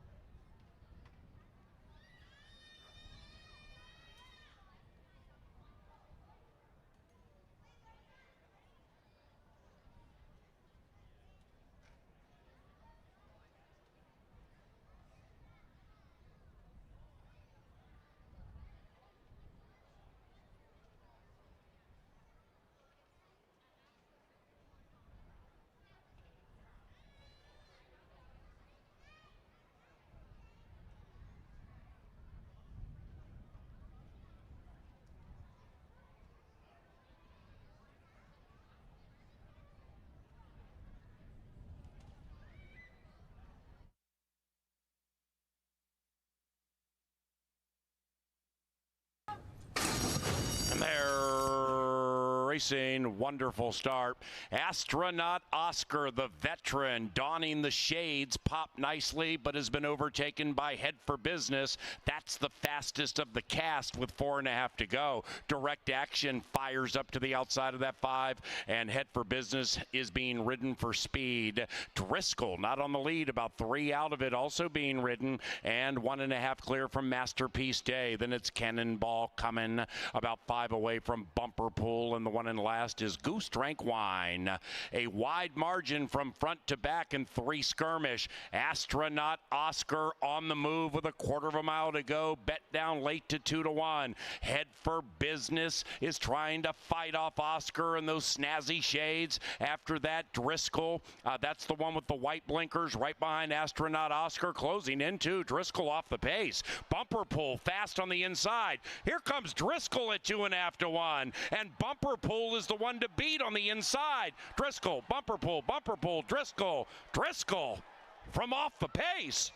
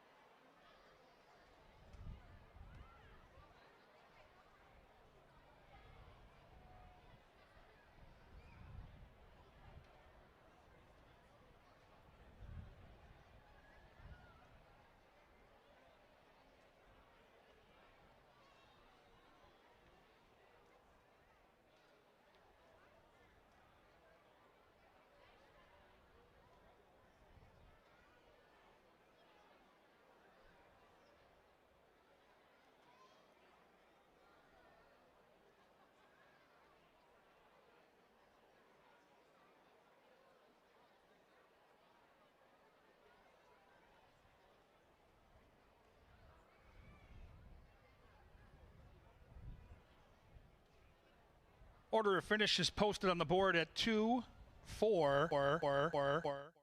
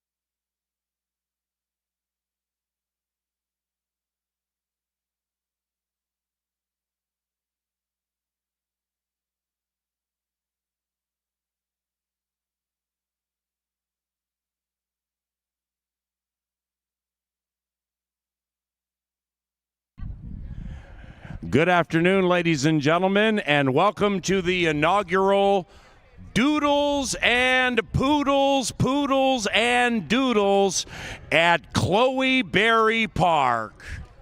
Now, ladies and gentlemen, this is a non-wagering event. However, side bets are strongly encouraged. So if you're on the grandstand apron, get a friend or a family member, make a little side bet on your favorite poodle or doodle, and they're going to dash down to the finish line, and here they are. Number one in heat number one, this beautiful little poodle is Macchiato, owned by Angie Grillo. Here comes Macchiato at Canterbury Park. Number two is Alice. Ladies and gentlemen, we welcome Alice. And number three, owned by Pedro Gonzalez, this is JD.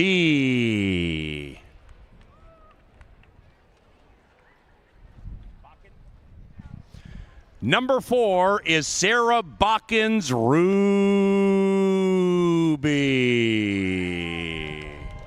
Ruby got a fan club.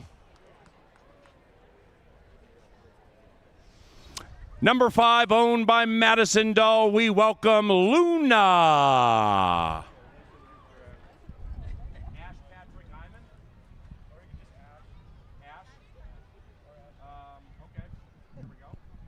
And number six is known as Ash. Here comes Ash, beautiful little doggy.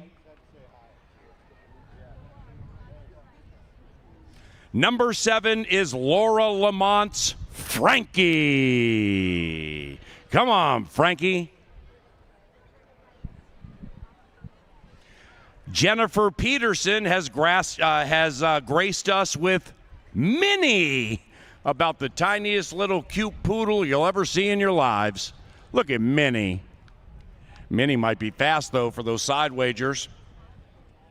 Number 10, Roy Malberg's Hazel. And rounding out heat number one, number 11 is Busy. The Bizinator has arrived. Owner has a GoPro. They might mean business for side betting purposes. That's the lineup for heat number one.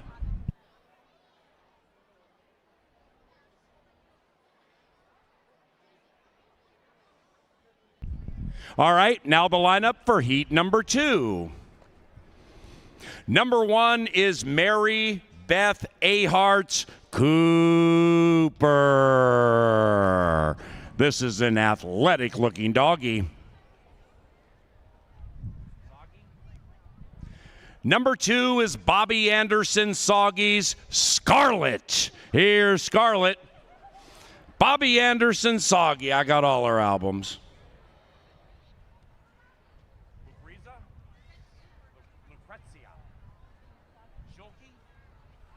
Number three, Andrea Gregory Schulke's Lucrezia. The regal appearing Lucrezia.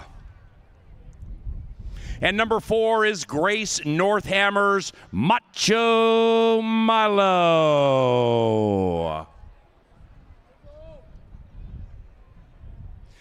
Next, for the inaugural Poodles and Doodles, Chappie Chapman brings us Rizzo. This is an insider, too. Rizzo looks like a walking check raise. Number six is Jason Rohde's Kevin. Here comes Kevin. Dressed for the weather, ain't no doubt. And number seven is Madeline Swanson's Phoebe.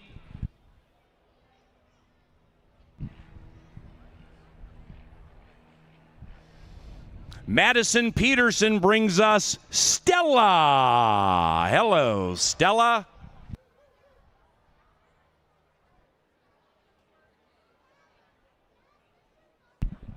Number 9, Alex Bauman's Teddy. Aw, it's Teddy. Oh, Teddy got some show, just stopped and posed for the camera for side betting purposes only. And number 10 was refusing to enter the track, but now is raring to go. Here comes Marley. Ladies and gentlemen, the lineup for the first two heats of Poodles and Doodles. All right, so the owners of everybody in heat number 1, they are going to head down to our finish line with their respective dog toys and treats, and then we're going to let these Poodles and Doodles fly.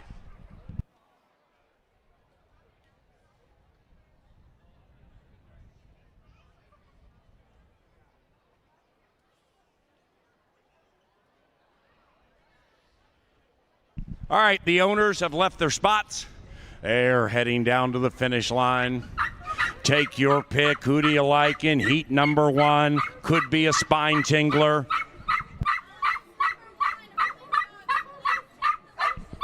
The top 2 finishers from all 6 heats today advance to Labor Day weekend for something we've forever called Bark in the Park, where the Poodles and the Doodles race against the Corgis and against the Dachshunds and Basset Hounds and so on. That's Labor Day weekend. All breeds race against each other, and it's a sight to behold. All right, last chance to get your friends and or family side wagers in. Pick your favorite Poodle Doodle, because we're about ready to let them fly. We got Macchiato, Alice, JD, Ruby, Luna, Ash, Frankie, Minnie, Hazel, and Busy. And they about to fly right out here at Canterbury Park. Okay, I think the owners are about set, waiting for the signal.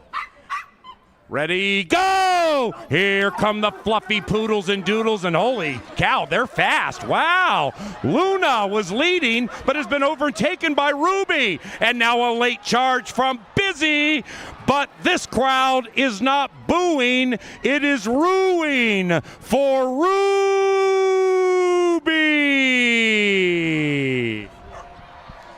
Oh, now Luna decides to fly to go get the treats. Ash never left the gate.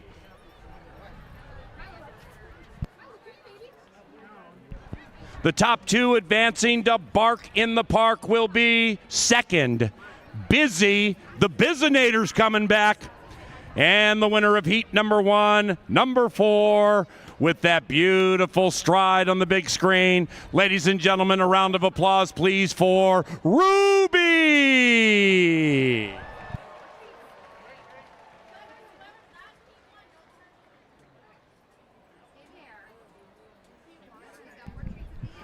All righty, once we clear the track of the Heat 1 contestants, the co-owners will head down to the finish line for Heat number 2. Chloe, make that Ruby was all about straight and strong. That is a very fast poodle. Owners have left their spots. If you cashed on Ruby, double up here in Heat 2. It's the Creasel way. You can choose Cooper, Scarlet, Lucrezia, Macho Milo, Rizzo, Kevin, Phoebe, Stella, Too Much Time for Teddy, or Marley.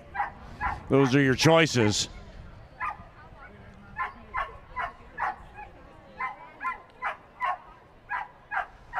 Old Chappie flashing that dog treat.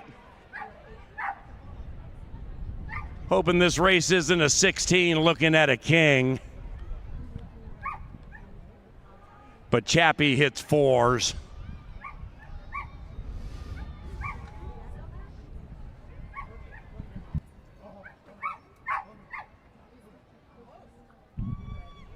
Everybody ready? Everybody's ready. And we're about set here.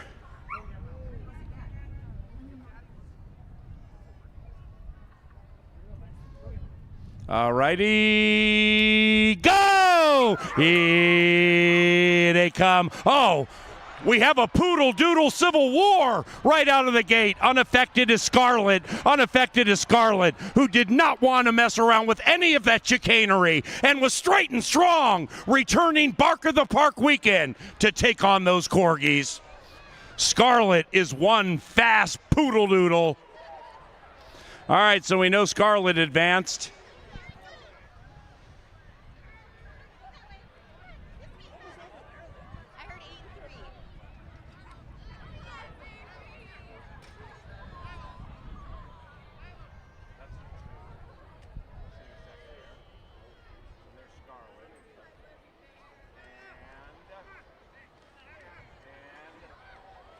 Oh, that's tight. Lucrezia is returning Bark in the Park weekend.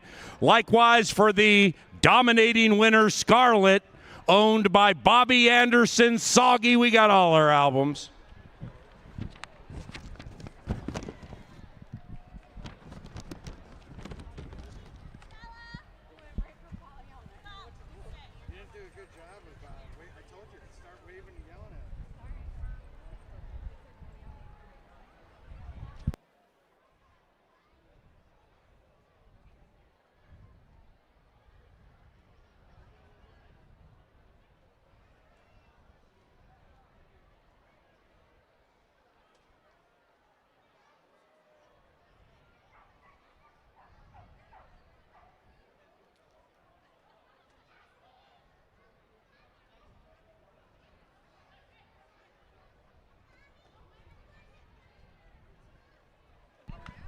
All right, ladies and gentlemen, the final heat after race 3. We do this again after race 6 with main man Senor Spotty Kevin Gorg down here in the winner's circle. Meanwhile, let's meet the contestants for heat number 3.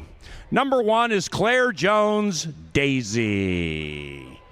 Daisy.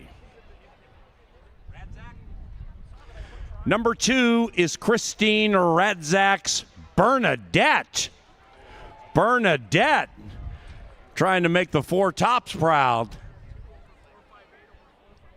And number 3 is Tyler Zemke's Stella.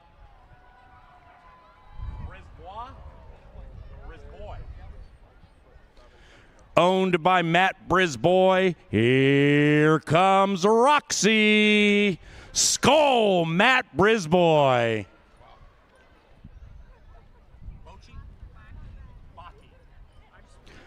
Number 5 is owned by Lauren Bakke. Ladies and gentlemen, please say hello to Sunny.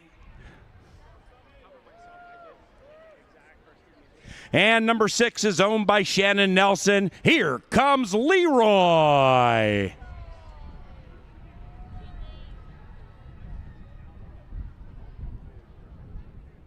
Number 7 owned by Haley Anderson.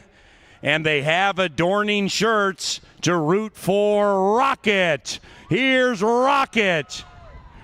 Ooh, Rocket looks like he might have some greyhound in him. Ooh, the old crossbreeding trick, the oldest trick in the book. Good luck, Rocket. Chris Latzig owns number 8. Here's Hank. Sidelets? I hope so. I hope so. Jessica Sidelitz owns number 9, Kirby. Hello, Kirby.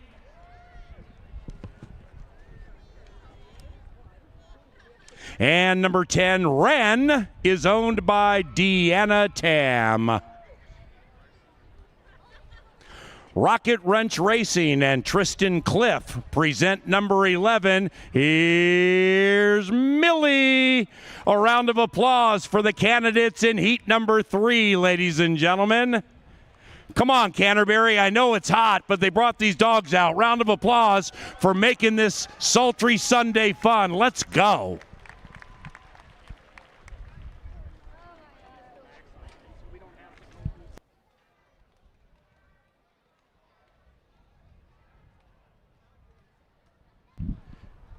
My friend Chloe down here is ready.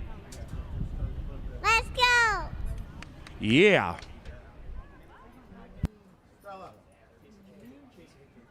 owner number 1, get into position. Now is the time to take All righty, the Poodles and Doodles and the Doodles and Poodles seem to have found their respective spots. No tells as they walked onto the track, save the potential whippet crossbreeding with one of the outsiders. And we'll see how this whole thing shakes out.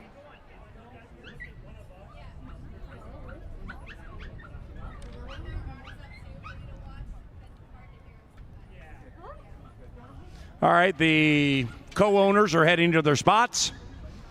Andrew Offerman undoubtedly is watching from afar, recognizing 17 minutes to the next race, and he's toe tapping.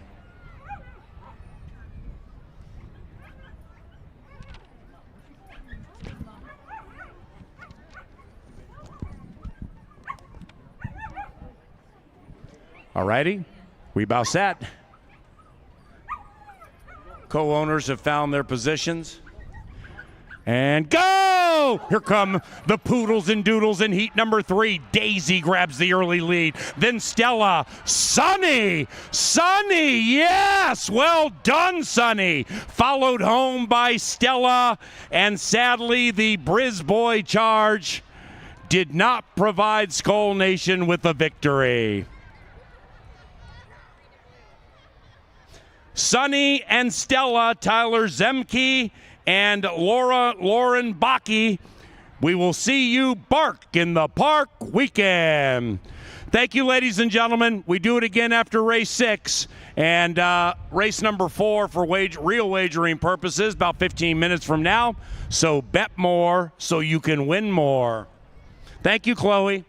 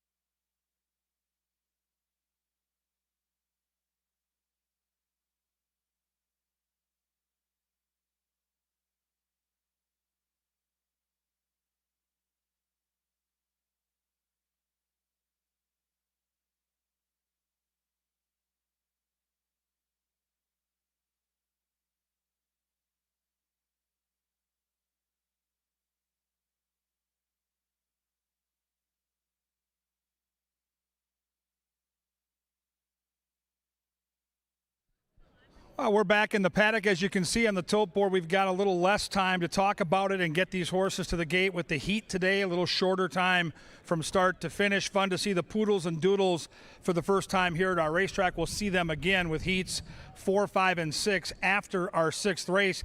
Let's quickly handicap the race. We'll start with number 1, Sarge's Sermon. Love the post position. Troubled trip last time. If you go 2 back, that race probably puts you in win contention with that 69 turf figure. And what I love about this horse, 7 tries on our turf course. 5 of the 7 resulted with this horse in the top 2 placings. So a big chance today, taking money at 5-1, down from 12-1 on the morning line. Number 2 is Meet Joe for Ryan Kenny. Not much to show for in the turf starts other than that start on May the 1st at Turf Paradise. And the reason that gets magnified is after all that rain we got, we haven't seen any rain. So this turf course probably going to play a lot like it did at Turf Paradise when Meet Joe ran second at 39-1. So an interesting angle if you're searching for a bomber. My pick is the 3, Thick Haze, proven closer, Luis Fuentes for Joe Roberts. 7 of his 9 career wins on this turf, but after watching It's Bob Business a couple races ago go lickety-split on the front end and never slow down, I'm wondering if closers can get it done on this turf course right now. It continues to dry out in the summer heat here at Canterbury, but if this horse gets a trip, Thick Haze is going to be a real handful here at 2-1. Number 4 is California Swing. Pena gets the call for Chip Woolley. This is a 10-year-old with 16 career wins. 5 of those career wins on grass, second off the layoff. Like the 3 horse, should be motoring in from off the pace. 6 is War Chest. Nice horse, consistently good on this turf course. 17 tries on the Canterbury lawn. 9 of the 17 have resulted in a finish in the exacta. Luis Valenzuela for Tony Rengsdorf. Good connections, fair price at 3-1. 7 might be the speed of the speed, and I'm telling you, if this horse gets loose, you better look out. Johnny Dar is going to be dictating terms. Looks really good down here in the paddock. I watched these horses getting saddled. I've watched him come out now in the summer sweltering heat. And I think Johnny Dar's taken to the heat. I think he is the horse they're going to have to catch when they turn for home. Another horse to keep an eye on is the horse that figures to get a great stalking trip just behind Johnny Dar, and that's the 8 Kids Inheritance. You get Kelsey Haar, you get Silva, and you get a horse that's 3rd time off the bench. Outside 2 look like major factors here, and both are bettable prices at 5 and 6-1. Race number 4 starts our final pick 5. Don't forget to play that pick 5. It starts with a really complicated race to handicap. Get your bets in now. It's race number 4. It's turf racing. It's coming up and coming at you next.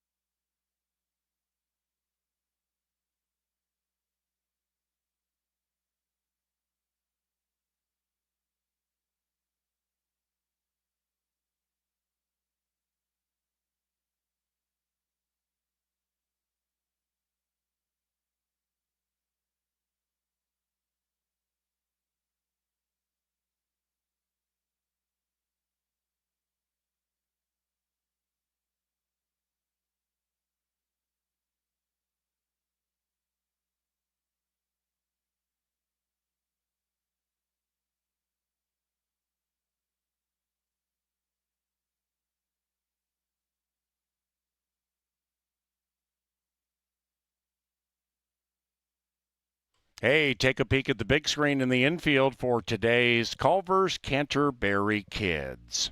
Thank you very much for scanning the code to submit your children. There is Canterbury Kid number 1. Congratulations. Who's going to be next? Ooh, that little buddy. Aloha. Canterbury Kid number 2. And finally, they spin the Culver's Canterbury Kid deck, and we get that little sweetie. Congratulations. You get kids' meals across the street from Culver's.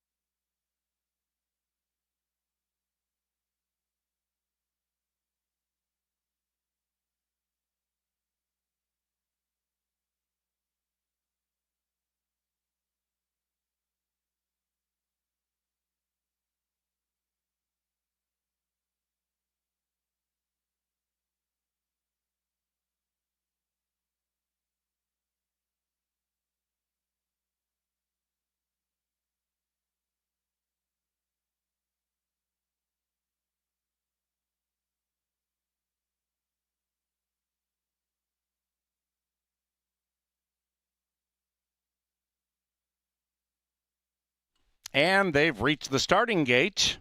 It is now post time. Into the gate for the 4th. Beginning our final 5. 50-cent pick 5 wager with a nation low 10% takeout. The K's 8-5 and favored in search of 2 consecutive wins. Johnny Dar also looking to win 2 in a row, 7-2. Likewise for Cybertruck, 11-1. Quite the competitive race on paper. Let's see how it turns out on the CBY turf. Cybertruck scratched into it, and they're set. And they're racing. California Swing went immediately back to last. Kids Inheritance at 4-1 is flashing speed with Johnny Dar. And 7 and 8 race out and travel in perfect harmony. About 4 clear from Meet Joe. And Joe has a meeting with Show. About 5 out of it is 7 and 8. Pick it up. They're trying to run away from each other. Sarge's Sermon is next to the inside of Thick Haze, getting a wonderful trip if good enough. And about 4 lengths clear from Cybertruck. After that, California Swing. And the one in last is the veteran War Chest. The 9-year-old War Chest is 13 lengths from it. Kids Inheritance pulls Kelsey to a narrow lead.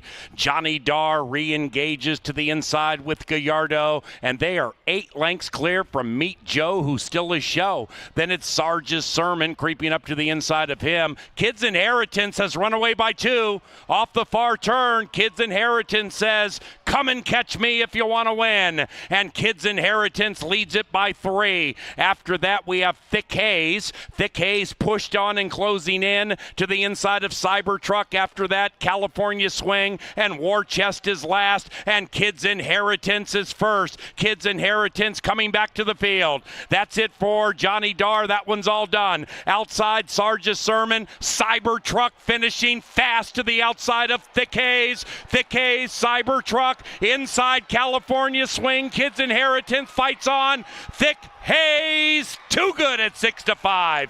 Excellent run by Kids Inheritance to hold second, and a photo for the shout.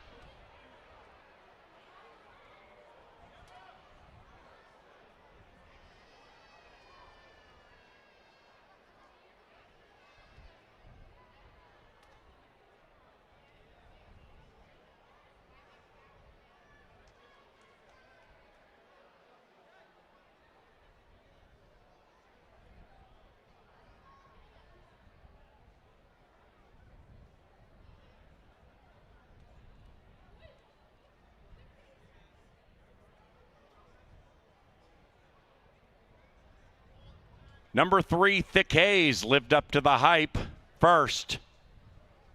Kids Inheritance second, photo for the rest, and we had a claim. We had a claim in race number 4. Stand by.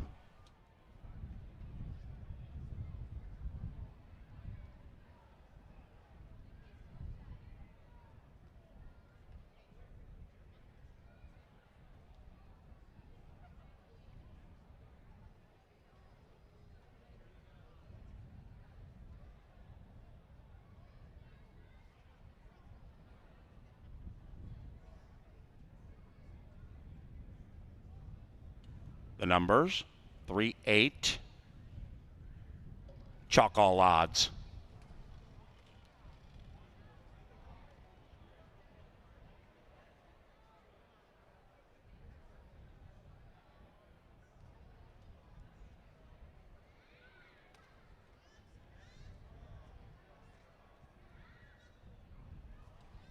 Ladies and gentlemen, the runner-up, Kids Inheritance, was claimed. The price, $12,500. The new trainer, Troy Bethke, for D&N Racing. Kids Inheritance, Shifting Barnes. Bethke, D&N.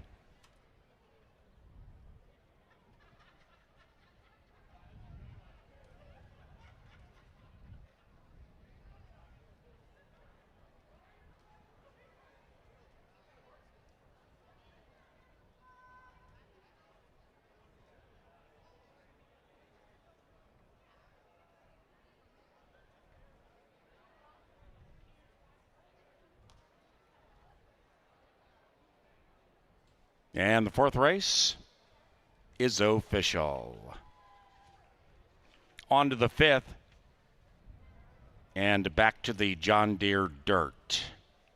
Scratch number 7, Superwise. Racing at Canterbury is provided in part by Jim Beam Bourbon and Busch Light. Race 5 is courtesy of Pepsi and Pepsi Family Day. We also thank John Deere, Culver Shakopee, Atomic Data, Choice Electric, and Tri-State Bobcat.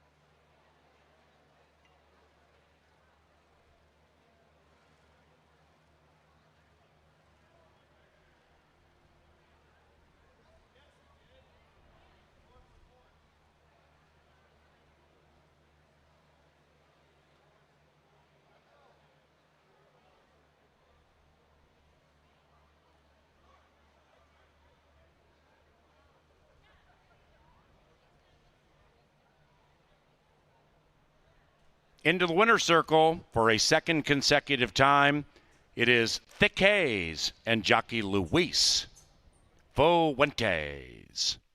The winning owners, Katz Family Racing, and the winning trainer, Joe Blair Roberts.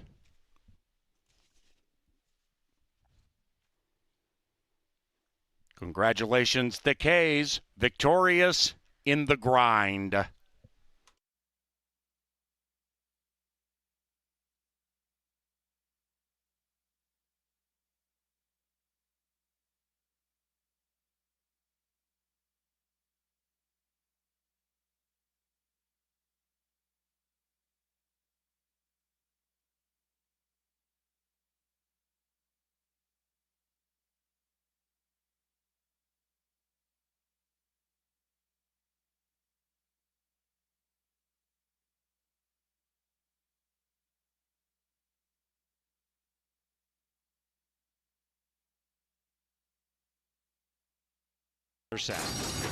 And they're racing. California Swing went immediately back to last. Kids Inheritance at 4-1 is flashing speed with Johnny Dar. And 7 and 8 race out and travel in perfect harmony. About 4 clear from Meet Joe. And Joe has a meeting with Show. About 5 out of it is 7 and 8. Pick it up. They're trying to run away from each other. Sarge's Sermon is next to the inside of Thick Haze, getting a wonderful trip if good enough. And about 4 lengths clear from Cybertruck. After that, California Swing, and the one in last is the veteran War Chest. The 9-year-old War Chest is 13 lengths from it. Kids Inheritance pulls Kelsey to a narrow lead. Johnny Dar re-engages to the inside with Gallardo, and they are 8 lengths clear from Meet Joe, who still is Show. Then it's Sarge's Sermon creeping up to the inside of him. Kids Inheritance has run away by 2. Off the far turn, Kids Inheritance says, "Come and catch me if you want to win." And Kids Inheritance leads it by 3. After that, we have Thick Haze. Thick Haze pushed on and closing in to the inside of Cybertruck. After that, California Swing and War Chest is last, and Kids Inheritance is first. Kids Inheritance coming back to the field. That's it for Johnny Dar. That one's all done. Outside, Sarge's Sermon. Cybertruck finishing fast to the outside of Thick Haze. Thick Haze, Cybertruck. Inside California Swing, Kids Inheritance fights on. Thick Haze, too good at 6-5. Excellent run by Kids Inheritance to hold second, and a photo for the shout.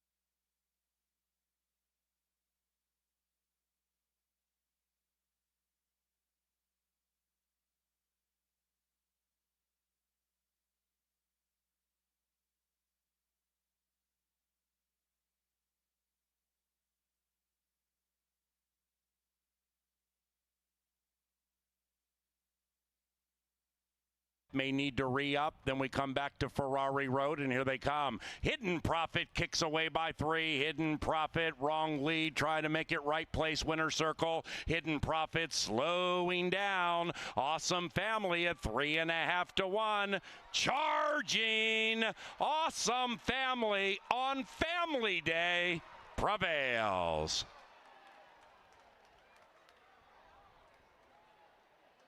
It's Bob's Business and Eddie G calling the shots by 2.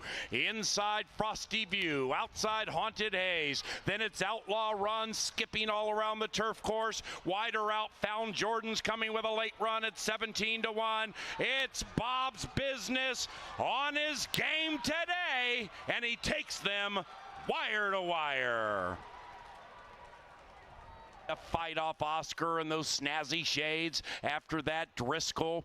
That's the one with the white blinkers right behind Astronaut Oscar. Closing into Driscoll off the pace. Bumper Pull fast on the inside. Here comes Driscoll at 2.5 to 1. And Bumper Pull is the one to beat on the inside. Driscoll, Bumper Pull, Driscoll. Driscoll from off the pace. Inheritance is first. Kids Inheritance coming back to the field. That's it for Johnny Darr. That one's all done. Outside, Sarge's Sermon. Cybertruck finishing fast to the outside of Thick Haze. Thick Haze, Cybertruck. Inside, California Swing. Kids Inheritance fights on. Thick Haze, too good at 6 to 5. Excellent run by Kids Inheritance to hold second, and a photo for the shout.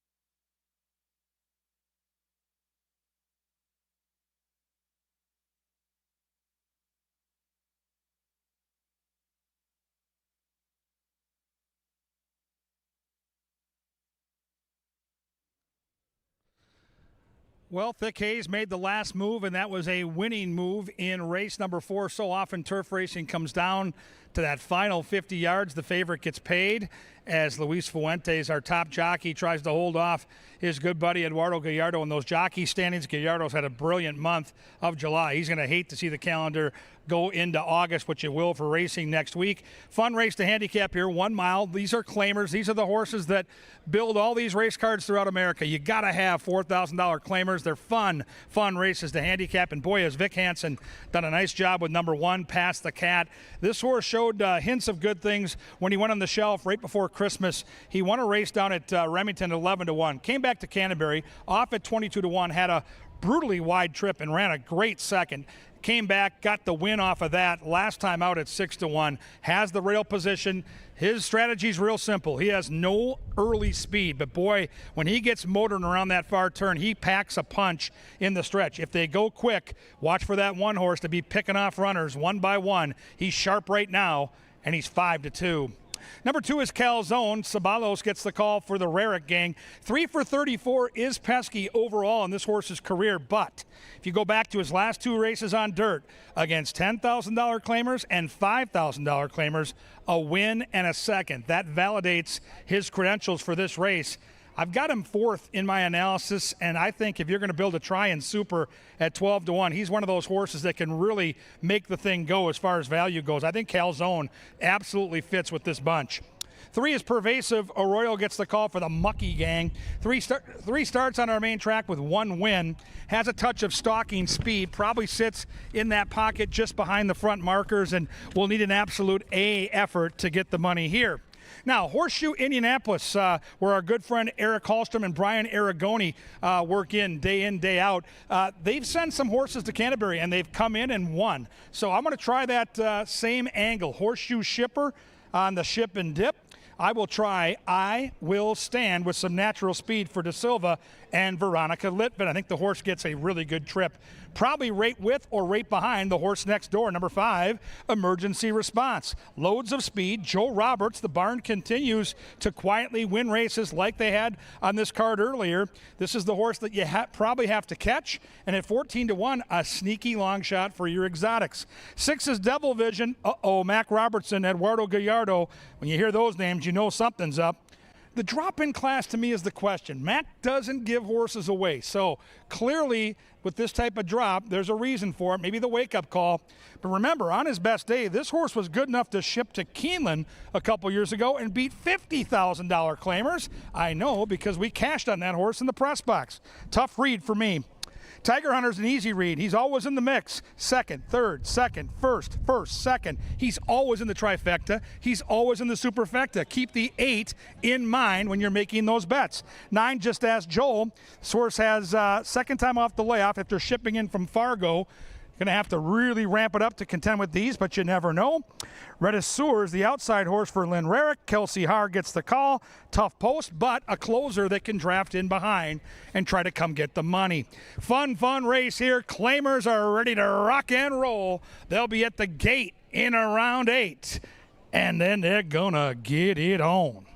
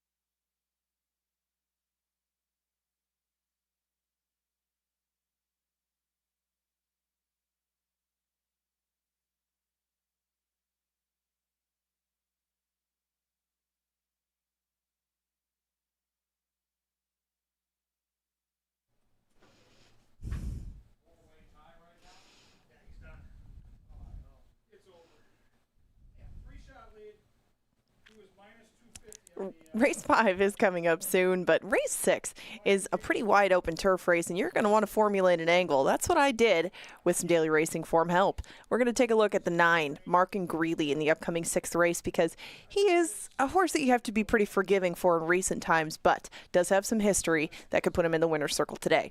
Now, Mark and Greeley up here has raced a lot at this level, or this relative level. You can see all these races at 7,500, 10,000, B, a beaten claimer, is what he's going to do today. Those have accounted for a lot of his best recent performances, and they've been on the turf, and they've been on Canterbury turf. Now, Mark and Greeley today is going to go out for Tony Rengstorff, and Kelsey Haar is going to take over the riding duties. And another cool thing that you can find with Formulator is how these two team up, and that is down here. They don't do it very often. Now, they've teamed up with 9 horses for 21 starts, but all this green means good. They win at a 24% clip. They hit the board almost half the time. And if you just bet them straight in the blind, you would make money. And the prices are usually pretty right on these Tony Rengstorff and Kelsey Haar horses. Mark and Greeley should fit in right with that pattern. That is an angle that you want to take after this race, too, where he did stay closer to the pace. Mark and Greeley is usually a horse that kind of goes last to first, but this was a pretty steady, making up inches sort of race. And you can see that these two just ran most recently in our last turf race. Mark and Greeley was making up some ground on them late. Both of these two from the Silva camp would take a lot of money in here. Mark and Greeley makes as good a fit as any in the upcoming 6th race. That's the angle.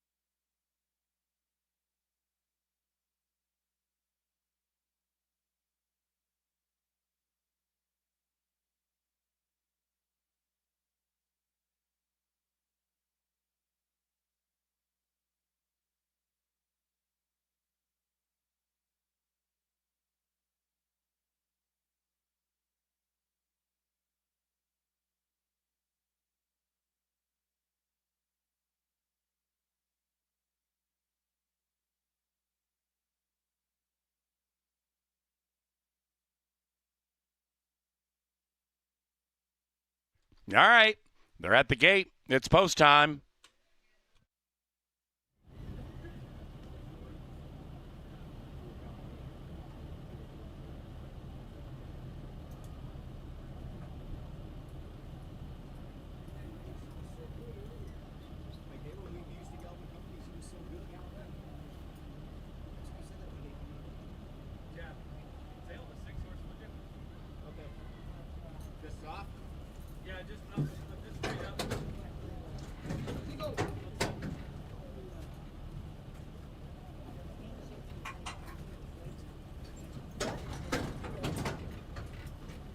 Moving in, Pervasive and Tiger Hunter.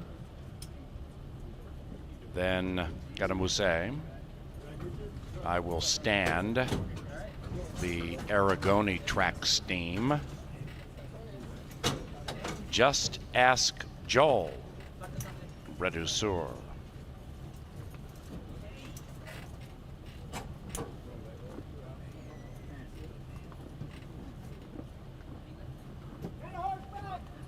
ready to take the 5th. Our starter is Oscar Quitos. And they're racing, put a Q around that start. They popped as 1. I Will Stand here from Indiana and right to the lead. I Will Stand at 4.5 to 1. Blaze is around the corner, leading it by 1. Outside of that, Emergency Response, Pervasive right behind the leading 2, and 5.5 lengths clear from Devil Vision. That one's to the inside of Just Ask Joel, and that long shot is wide around the turn. Tiger Hunter saves ground as the pace slows down. The pace is slowing down. De Silva slows it down with I Will Stand. They're all covered by about 9 now, back near the rear. Calzone looking to win 2 in a row. Redasaur behind that one, and Past the Cat from the customary back of the pack, about 13 out of it, 3.5 to go. I Will Stand looking to stand tall, racing well off the inside. I Will Stand, 1. Emergency Response. Pervasive is next. Then we come back to Just Ask Joel. That one's to the outside of Devil Vision. Tiger Hunter's doing the moonwalk. Past the Cat beginning to run on. Out of last, now 3rd last. Then it's Calzone, and at the rear is Redasaur. Round about the quarter pole. Up top, the leader is I Will Stand. I Will Stand leads it by 7 lengths from Emergency Response. And outside of that is Devil Vision. Then it's Pervasive. Past the Cat charging on fast, but it's going to be too late. This Indiana Steam, I Will Stand, came to Shakopee and got all the money at 3.5 to 1. I Will Stand stands tall.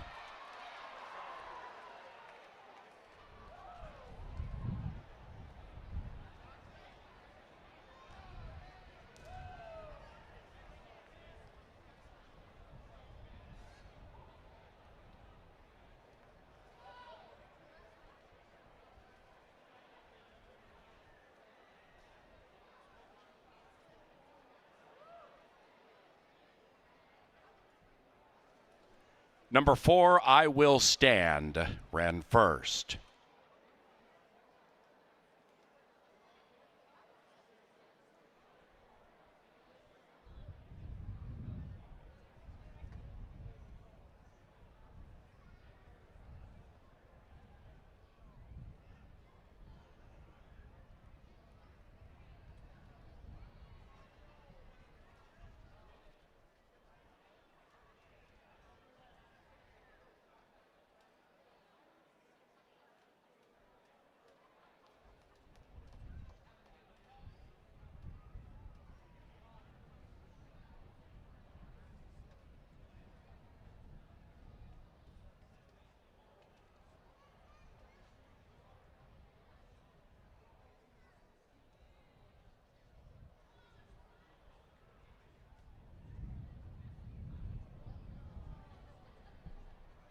The numbers for the Sea of Sorrow: 4, I Will Stand, 1, 4, 1, 6, 5. It was Aragoni track, all evens.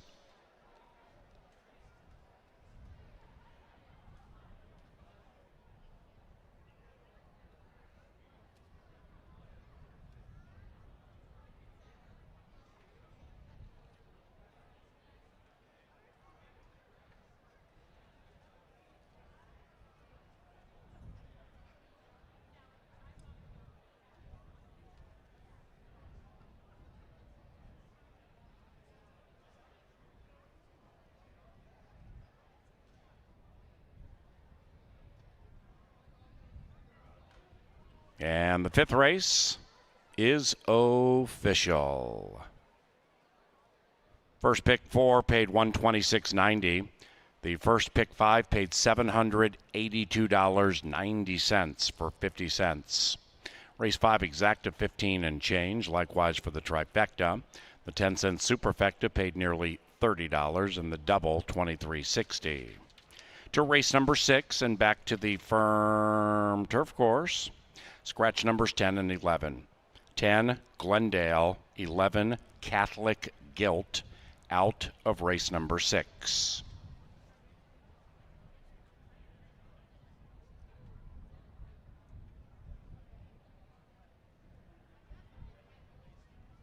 After race number 6, we have more poodle and doodle heats. That comes up about 30 minutes from now. And parents, don't forget, following the 8th race, the final live race, each and every Sunday, including today, we bring the kids onto the dirt track for a couple of races. They're about 40 yards in distance. One race is for kids 8 years of age and older, the other for those 7 and younger. That takes place about 10 minutes after the 8th race, each and every Sunday.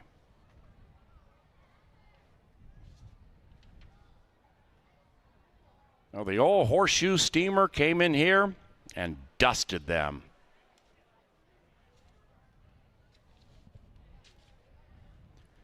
To the winner's circle, I Will Stand and Fausto da Silva. The winning owners, Secret Racing. And the winning trainer, Veronica Litvin. Behold the speedy interloper.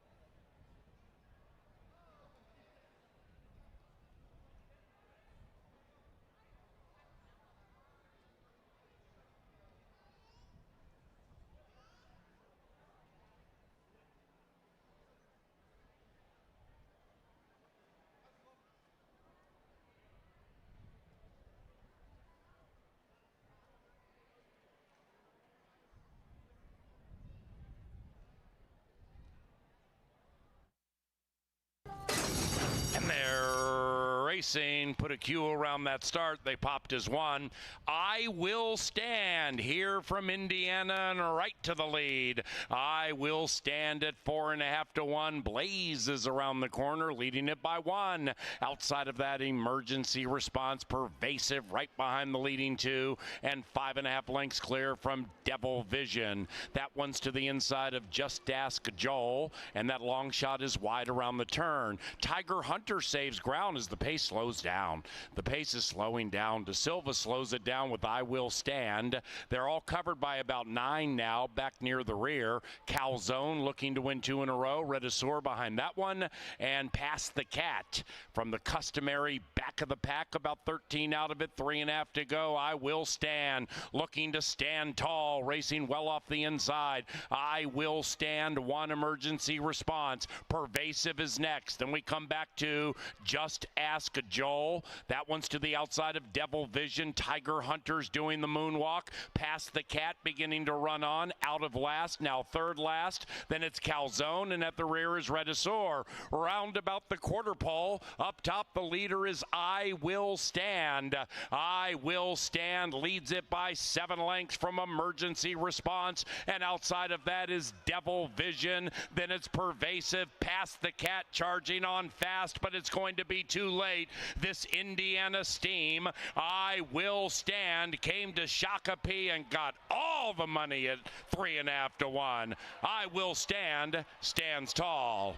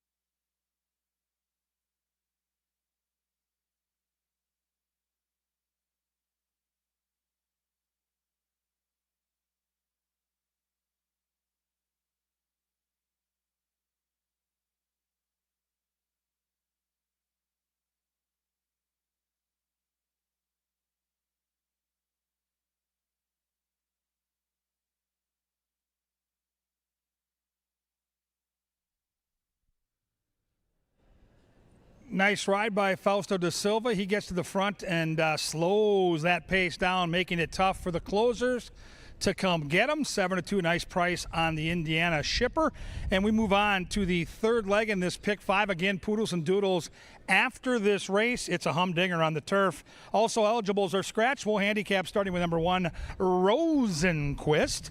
Rosenquist, trained by Silva, ridden by G-Rod. Second time off the layup. Hadn't raced since May. Last time out was facing slightly tougher. Showed speed in a race that went real quick early. 22 and change for the opening quarter mile. I don't think we'll see that in this rendition of this turf race. So probably gets a much better trip. Probably can finish better than 7th like last time. And the fans are taking note. 12-1 morning line. Bet down near and half at 7-1.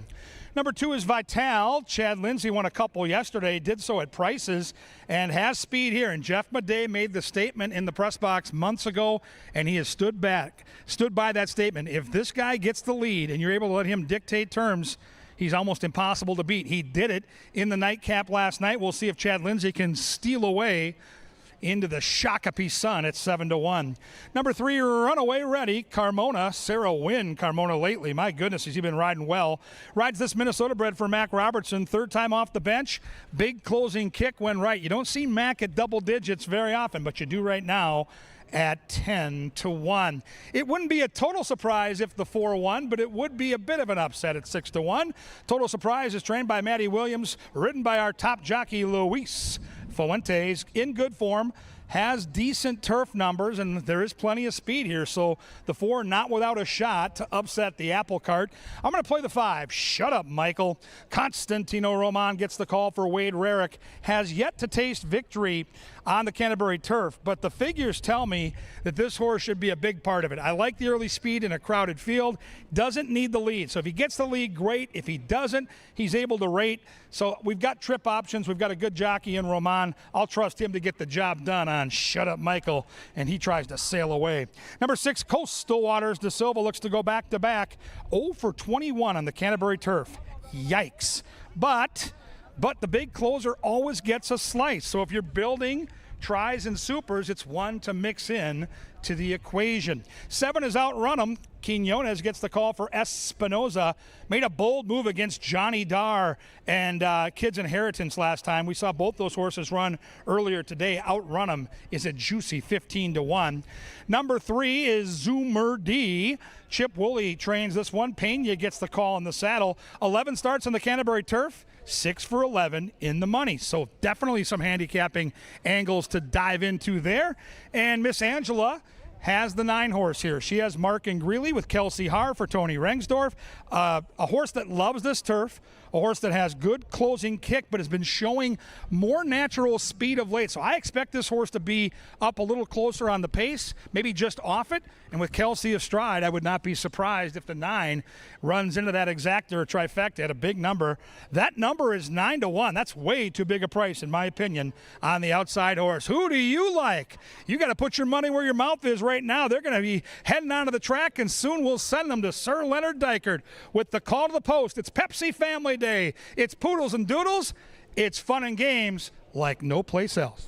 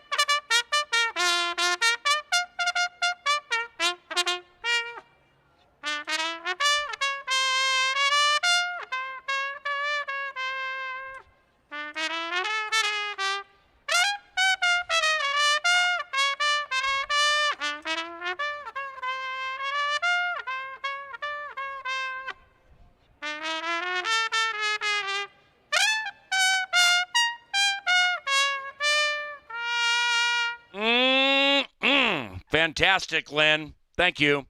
Sir Leonard Dykert, best bugler in the country. Here they come for race number 6. We go back to the turf course. Scratch numbers 10, Glendale, and 11, Catholic Guilt. 5 minutes.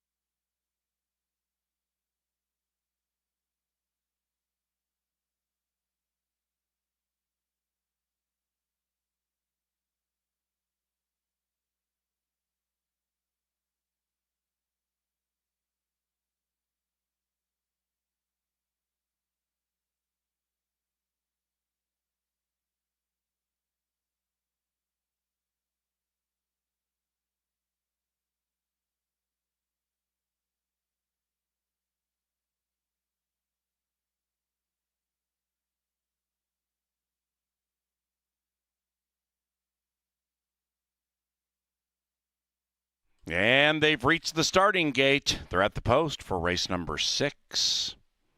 Wide open in the win wagering. Fans can't seem to figure out who they want to make favored.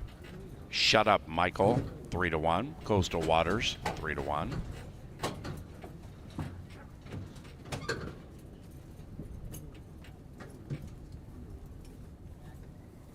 Vital, 3.5-1.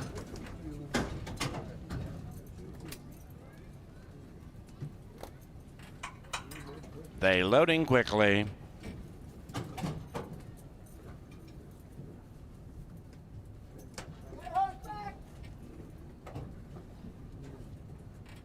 They all set. Field sent on its 1-mile journey.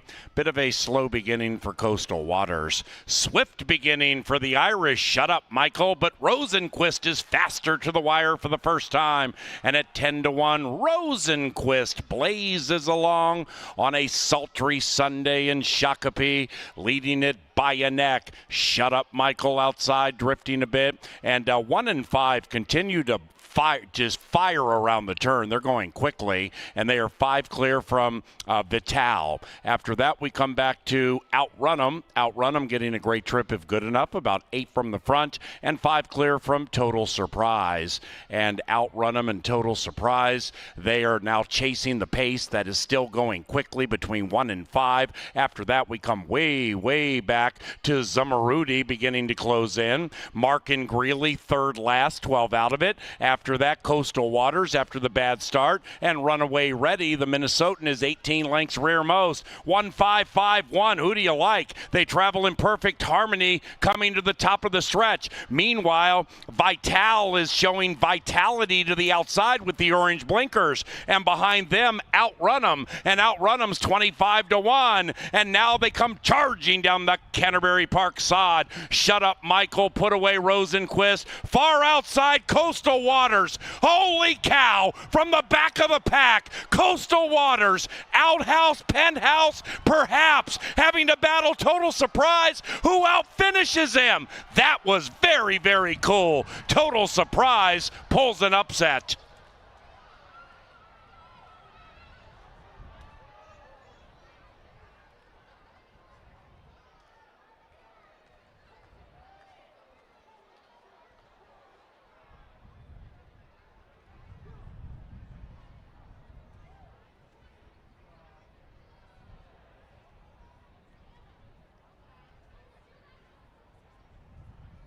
Number 4, Total Surprise.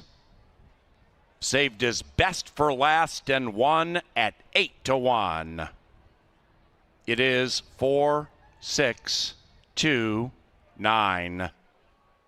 Unofficial.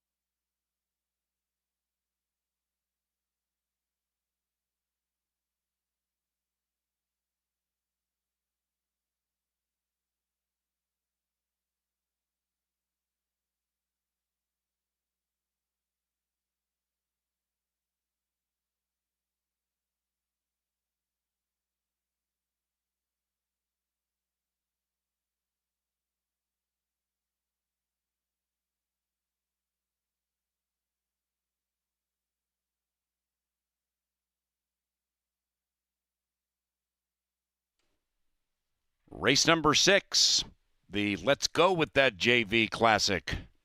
is official. Total surprise, 18 and change for a $2 win wager. Pick 3 paid $110.10. Exacta 30. 50-cent trifecta 71.10. 10-cent superfecta 47 and change. 4's wild in that double. It paid 76.60. The 7th race is our penultimate, and it's on the firm turf course with no scratches. But first, poodles and doodles within the next 10 minutes. Kevin Gorg is in the winner's circle to chronicle all of the action.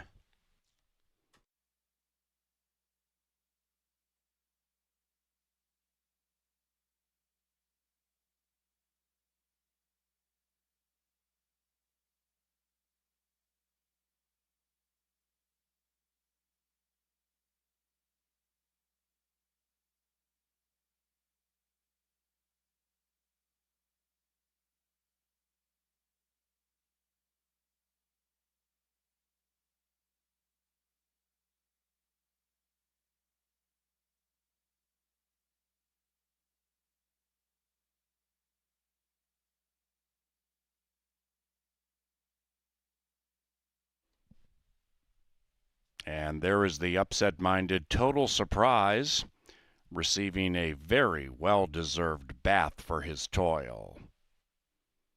Still quite full of himself after his first turf victory and 3rd win this year.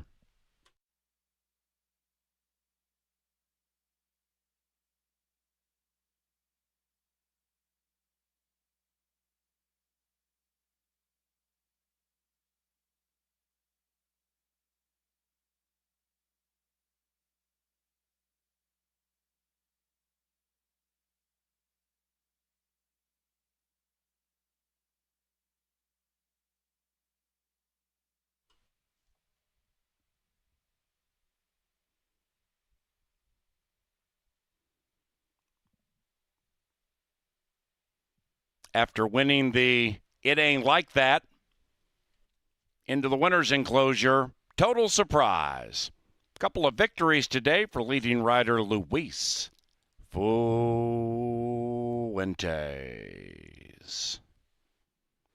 The winning owners by a nose stable and the winning trainer, Matt Williams. Total Surprise is a 4-year-old bay son of Distorted Humor out of Ambusher. Bred in Minnesota by the late Bob Lothenbach. Poodles and Doodles coming up next. Enjoy.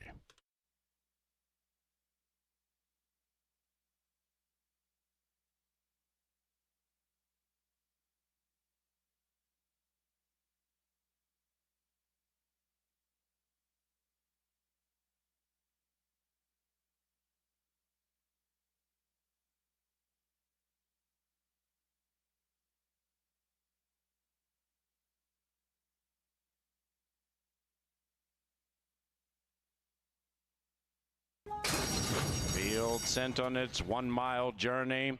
Bit of a slow beginning for Coastal Waters. Swift beginning for the Irish. Shut up, Michael. But Rosenquist is faster to the wire for the first time. And at 10-1, Rosenquist blazes along on a sultry Sunday in Shakopee, leading it by a neck. Shut up, Michael, outside, drifting a bit. And 1 and 5 continue to fire around the turn. They're going quickly, and they are 5 clear from Vital. After that, we come back to Outrun 'em. Outrun 'em getting a great trip if good enough, about 8 from the front, and 5 clear from Total Surprise. And Outrun 'em and Total Surprise, they are now chasing the pace that is still going quickly between 1 and 5. After that, we come way back to Zamarudi beginning to close in. Mark and Greeley, 3rd last, 12 out of it. After that, Coastal Waters after the bad start, and Runaway Ready, the Minnesotan, is 18 lengths rearmost. 1-5-5-1. Who do you like? They travel in perfect harmony coming to the top of the stretch. Meanwhile, Vital is showing vitality to the outside with the orange blinkers, and behind them, Outrun 'em, and Outrun 'em's 25-1, and now they come charging down the Canterbury Park sod. Shut up, Michael. Put away Rosenquist. Far outside, Coastal Waters. Holy cow! From the back of the pack, Coastal Waters. Outhouse, Penthouse, perhaps having to battle Total Surprise. Who outfinishes him? That was very, very cool. Total Surprise pulls an upset.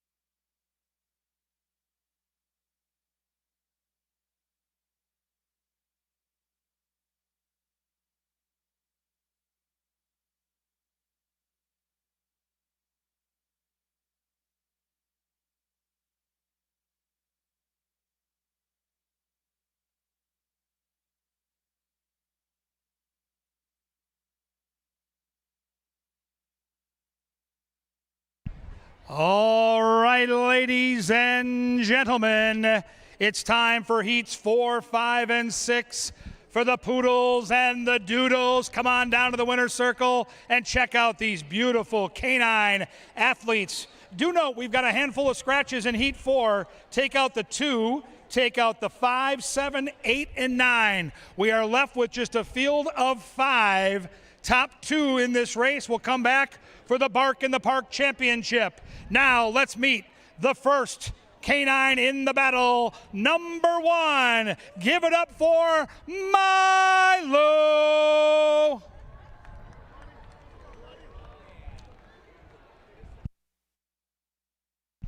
Number 3, here comes Javi.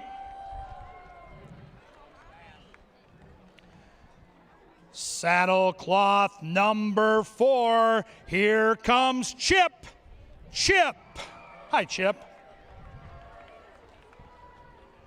The tail's up and the tail is wagging. It must be a happy pup. Number 6 is Toby.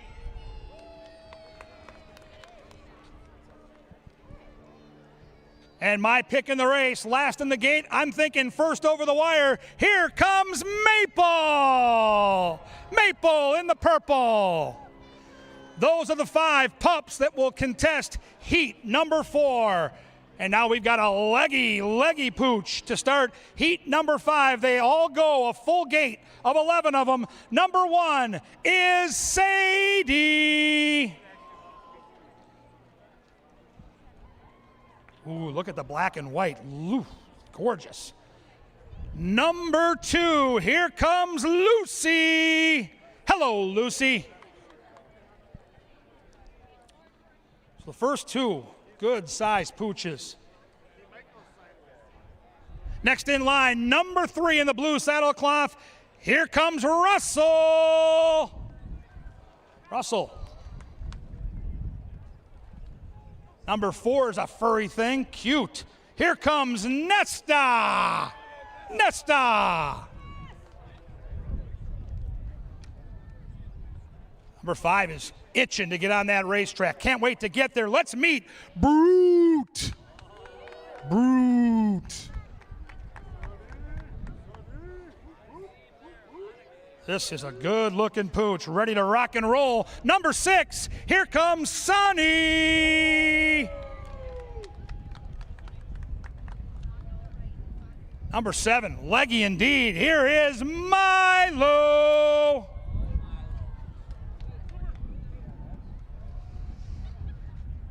A fan favorite with the pink saddlecloth, number 8 is Cooper.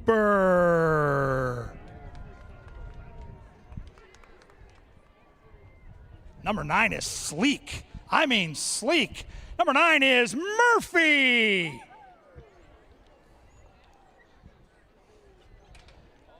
We've got the purple saddlecloth ready. Please welcome number 10. It is Sky. And the Starks have got a good one here, another ringer, we think. Please welcome number 11. It is Allie. There goes Allie. Those are the pooches for Heat 4, and Heat 5 will meet Heat 6 after these 2 great races. Remember, the top 2 in each heat come back to face all the breeds Labor Day weekend for the Bark in the Park. Now, this is the critical moment in time where the handlers give their final instructions. 1 handler at the gate, 1 down at the finish line. 50 yards is all that stands between these poodles and doodles and canine immortality. You can cut the tension at this racetrack right now with a knife. It is hushed tones. We love those side bets. Get those side bets in now because you've only got a couple of moments and they're going to be running. Remember, 1 is Milo, 3 is Javi, 4 is Chip, 6 is Toby, and number 10 is Maple. All right, the handlers have got their squeak toys. They've got treats. They've got bright things. They're just trying to keep these dogs focused. They've got a crowd to their right. They've got a turf course to their left. But can they keep a straight line? Can they focus on this championship? Almost ready. Set. Go! And there go the poodles and doodles. And Javi is flying on the outside. Toby, Javi, Toby, Javi. Javi gets there. Toby's second. Milo's third. And we had some gate issues here. Oh no. We've got a new friendship. We do have a new friendship. Chip and Maple, there they go. Chip and Maple, they're new best friends. And look at them go. And Maple's charging. Keep going, Maple. Keep going, Maple. Come on. Come on, Chip. Go find your new friend. Chip, you're going the wrong way. Come on, Chip. Chip. Chip a lip. All right, Chip's, he's had enough. He's waving the white flag. But hey, give it up for those guys. They did a great job. That was awesome. Way to go. Excellent, excellent rendition. So we had the top 2 qualifiers there. Javi was real fast. Here's a look at Javi. Look at those strides. Look at Javi. Holy cow. That is impressive. Never slowed down. And there you see the second place finisher, Toby. I believe Milo would get up for third for the show. There's Milo. Hello, Milo. Oh, my goodness, that was exciting. All right, that was Heat 4. Remember now, this is probably the most difficult heat of all. 11 poodles and doodles with only 2 spots to qualify. This is a big one. You can hear the dogs barking in the distance. They are acknowledging what a big day this is. Sadie is the 1. Lucy is the 2. Russell wears the 3. Nesta is the 4, Brute is the 5, Sonny's the 6, Milo's the 7, Cooper is the 8, 9 is Murphy, 10 is Sky, and 11 for Stark Family Robinson is Allie. This indeed is going to be a good one. 11 poodles and doodles, the biggest race we've ever had in a qualifier. Standing room only in the gate. Side bets need to be in. We're getting very close to a start. The handlers are in their position. We got stuffed animals. We got bright things. We got flags waving. We got the hand is up. Ready, set, go! And there they go. Out of the gate comes Milo. Outside is Murphy. Here comes Murphy. Cooper's there. Oh, it's tight. I have no idea what just happened. Mass chaos. Allie, oh no, Allie's going the wrong way. Allie's going the wrong. Now we've got a kerfuffle with Allie. Oh no. Yep, Allie's confused. Here comes Cooper to help Allie out and say, hey, we're going this way. Look at Cooper. What a team player. Come on, Allie. Come on. Here they come. Hey, here they come. Oh, this is too tight. I can't tell. Oh, it's a nose. It's a desperate nose. I'm going to wait for the official assistant referees here. Who was it? Purple gets there, right? Who was on the inside of purple? Orange is what I was told. All right, all I can tell you is we think the purple got there by a schnoz. It is really close.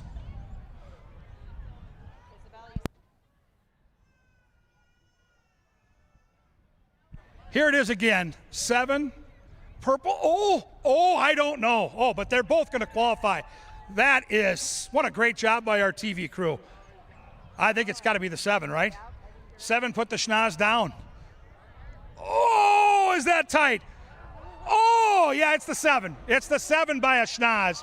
They both qualify, so it's good news. But my goodness, side bets came down to literally an inch. All right, we got one more great heat. That was as good as it gets. Well done, Poodles and Doodles, with that 11 spot.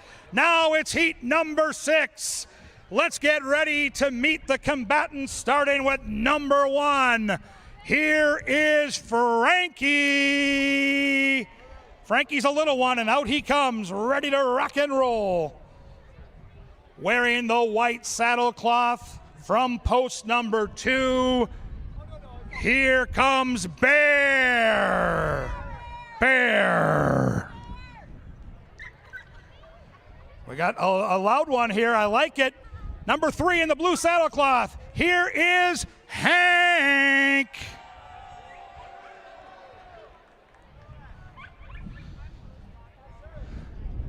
Wearing number 4, please welcome Miss Maya.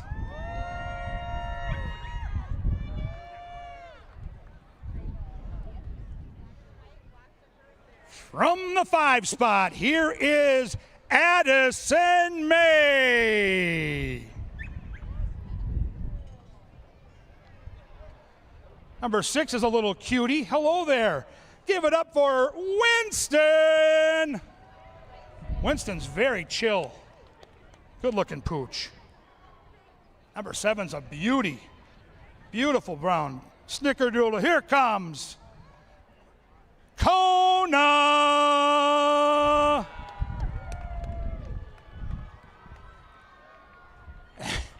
Number 8 with the pink saddlecloth. This is Rip. Ready to roll. Here comes Rip. And the final pooch to race today in heat number 6, number 9, Kai. Kai. All right, get those side bets in. This is the final chance to get a poodle or doodle back for the Bark in the Park Championship in September. Handlers now getting their final instructions in. We've seen some pooches put on quite a show. We had a near dead heat in heat number 5. What will this final heat provide? We've yet to see a pooch get loose in the turf course. That's good. Yet to see any real battles in these 3 heats. We saw a couple of feisty poodles and doodles in the first couple heats earlier with PA. But now the handlers make eye contact. Will it last? It's unlikely, but they're going to get into position. Everybody's got a different strategy. They've been training for months for this one big moment. Can they handle the crowd? Can they handle this thick, luscious dirt? And can they get to that 50-yard line in place 1 or 2? If you like side bets, Frankie's the 1, Bear's the 2, Hank's the 3, Maya's the 4, Addison May is the 5, Winston wears 6, Kona wears 7, Rip is the 8, and Kai is the 9.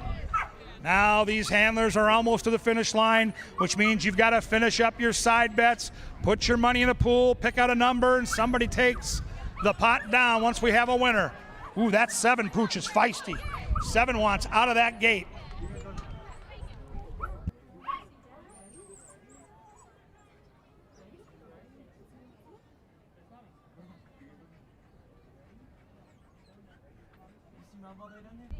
All right, there's a hush over the crowd here as we're moments away from Heat 6. Handlers are in position. Corinne has got her spot. She's one of my official judges at the wire. Whoop, that 7-1's loose. That 7-1's real feisty. Hold on. Cone is causing an issue. Hold on, starters. All right, we're ready now. Set. Go! And there go those poodles and doodles, led by the 5, Addison May. Oh, Jesus, they're coming right at us. Who's going to get there? 5 and 7 to the line. There it is. Addison May wins. 5 wins. Kona was second. And we got one that's loose. There we go. Keep going, guys. Hey, give them a round of applause. These poodles and doodles tried their butts off, and now they're loose on the turf course. There they go. They are out there. They're doing their thing. Oh, they're having a good time. What a fun deal that was. Okay.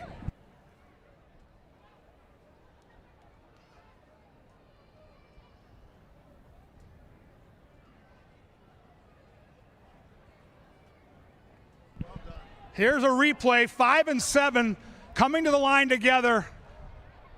They took the long way home, but they got their 1-2. Yep, it was a good length. 5-7 the exacta. Pay him out.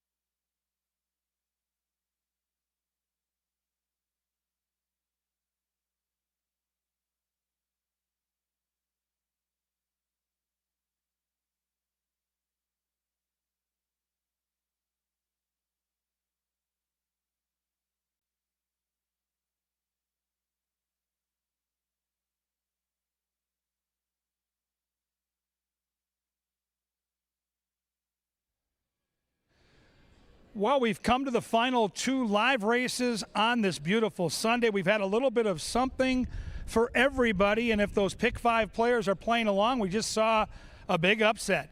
And a good barn scores at 8-1, so I'm certain that there are a lot of tickets with something to sweat. Other people are sweating things over in Blaine as Johnny Vegas tries to win for the first time in 7 years and shortens my life in the meantime. Let's handicap the 7th race at 7.5 furlongs on the grass.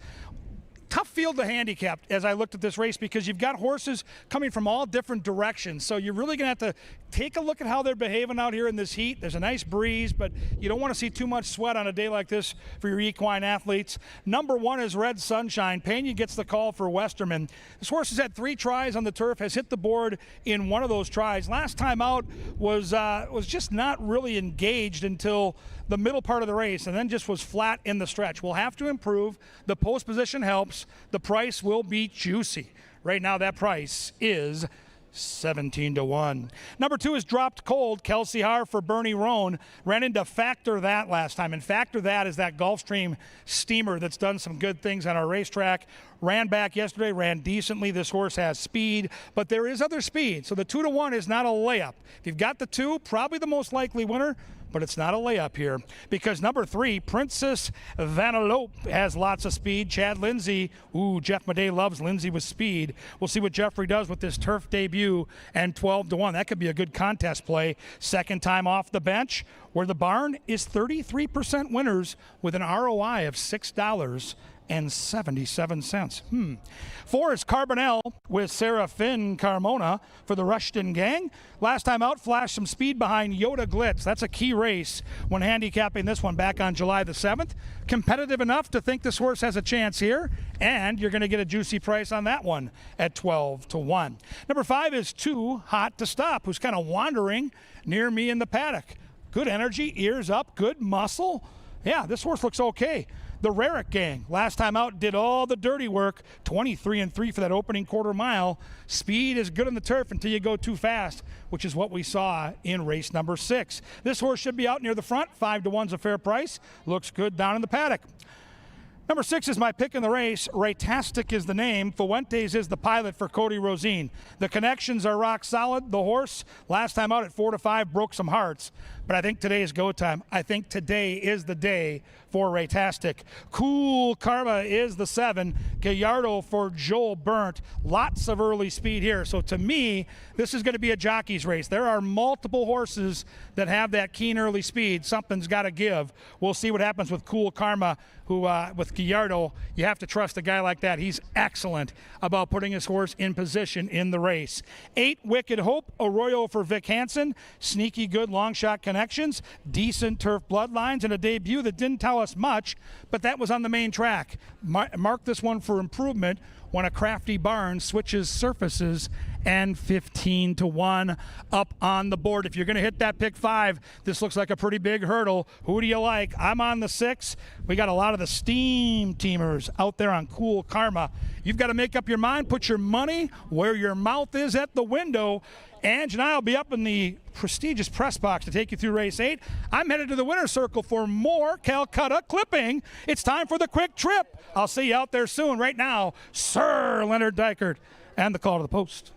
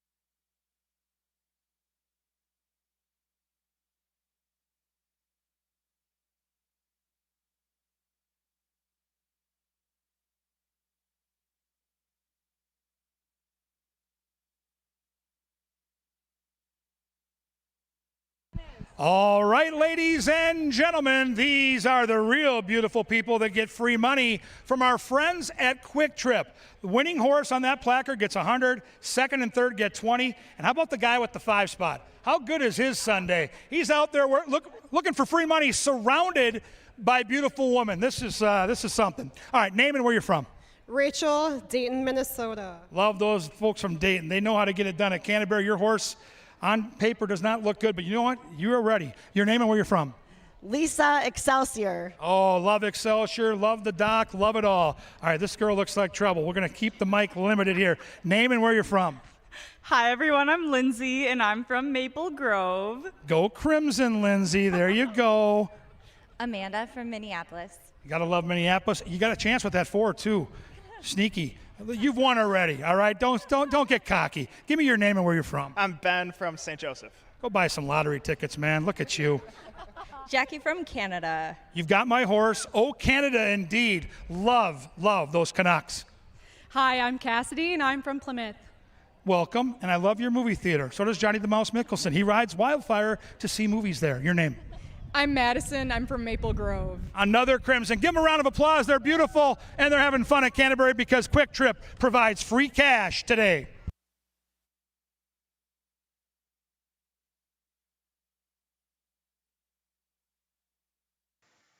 KG 2 putts to win it.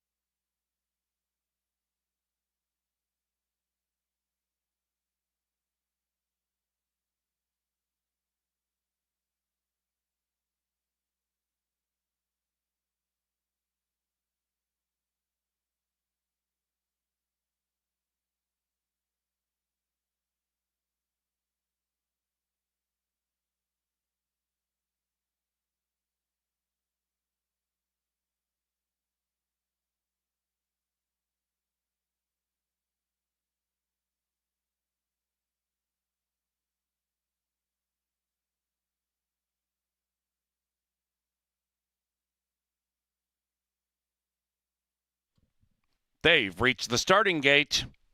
It's post time for the penultimate.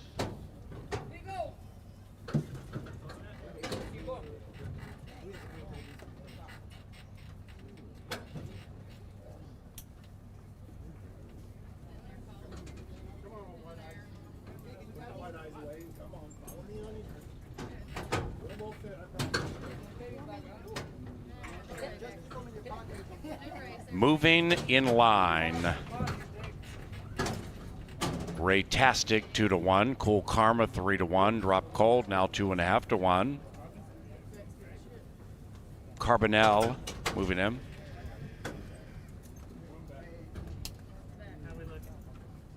And Wicked Hope. And they're racing. Everybody came out smoothly. Nobody was tied up in a knot after the gates popped. And Princess Vanellope goes very quickly at 18-1 to grab the lead. The Princess is in hand and in command as they corner. After that, it's Cool Karma laying second to the outside of Raytastic. Then we come to Carbonell. 8 lengths from the fast early pace being established by the filly Princess Vanellope. Vanellope and Lindsay head up the barn side, slowing down a bit and leading by 3. Dropped Cold is cruising in coyly on the inside. Dropped Cold on the move from 5th to 4th to 3rd, right up to 2nd. Red Sunshine tracks that one. After that, Too Hot to Stop. Too Hot to Stop making a move into the far turn. And Wicked Hope is last. And Princess Vanellope still is first. It's the Princess leading it by 1. Dropped Cold made that mid-race move, looking to sneak through to the inside. inside. Likewise for Too Hot to Stop. Made a big move, looking to roll by to the outside. Drop Cold takes the lead. Drop Cold 2.5 to 1, trying to knock him out. Princess Penelope's blowing the turn. After that, we have Ray-tastic and Too Hot to Stop behind them. Cool Karma, and they're charging home now into the final 175.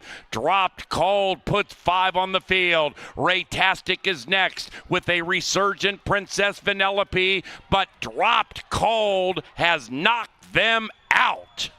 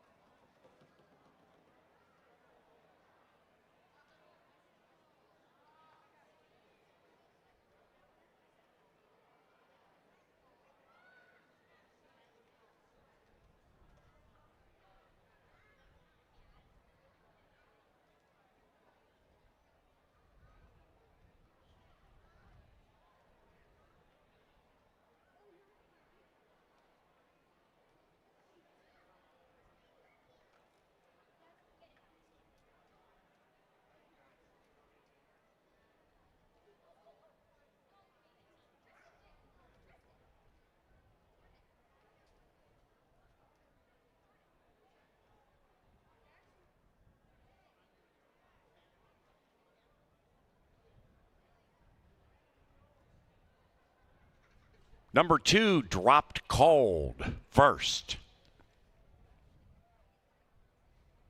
2-6-3-5.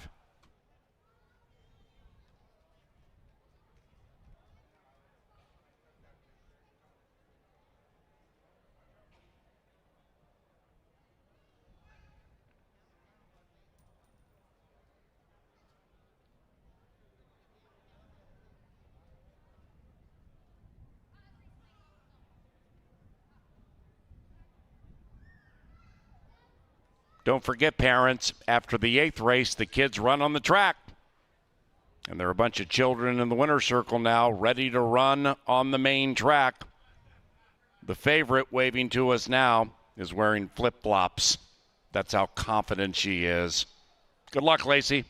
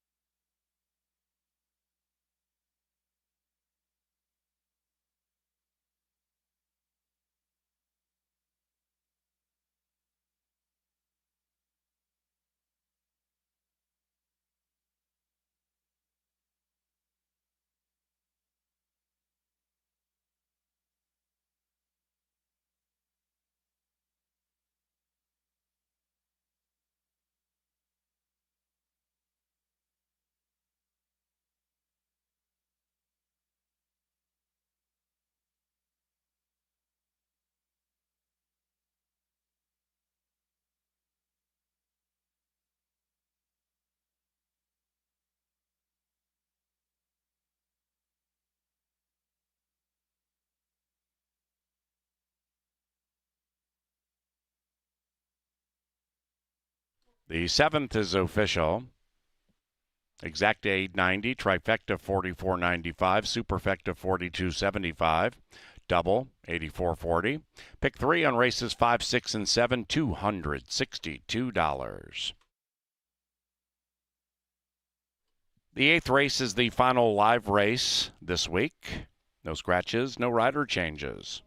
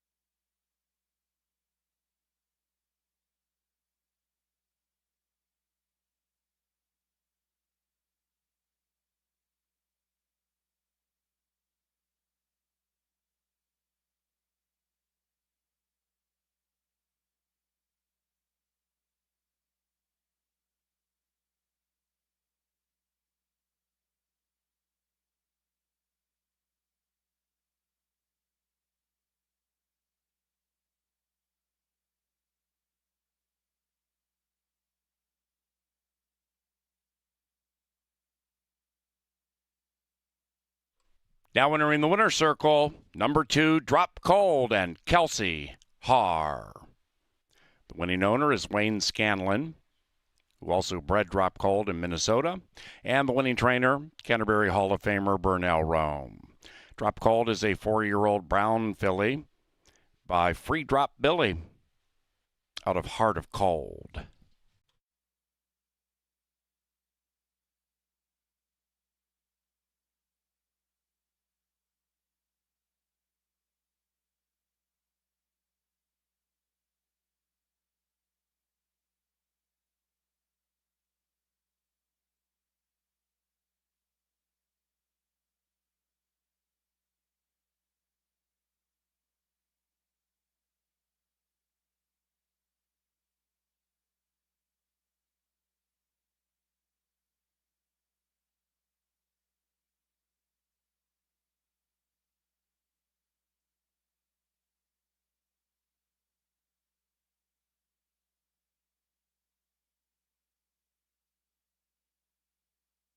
And they're racing. Everybody came out smoothly. Nobody was tied up in a knot after the gates popped. And Princess Vanellope goes very quickly at 18-1 to grab the lead. The Princess is in hand and in command as they corner. After that, it's Cool Karma lane second to the outside of Raytastic. Then we come to Carbonell, 8 lengths from the fast early pace being established by the filly Princess Vanellope. Vanellope and Lindsay head up the barn side, slowing down a bit and leading by 3. Dropped Cold is cruising in coyly on the inside. Drop Cold on the move from 5th to 4th to 3rd, right up to 2nd. Red Sunshine tracks that one. After that, Too Hot to Stop. Too Hot to Stop making a move into the far turn, and Wicked Hope is last. And Princess Vanellope still is first. It's the Princess leading it by 1. Dropped Cold made that mid-race move, looking to sneak through to the inside. Likewise for Too Hot to Stop, made a big move, looking to roll by to the outside. Drop Cold takes the lead. Drop Cold 2.5 to 1, trying to knock him out. Princess Vanellope's blowing the turn. After that, we have Raytastic and Too Hot to Stop. Behind them, Cool Karma, and they're charging home now into the final 175. Dropped Cold puts 5 on the field. Raytastic is next with a resurgent Princess Vanellope, but Dropped Cold has knocked them out.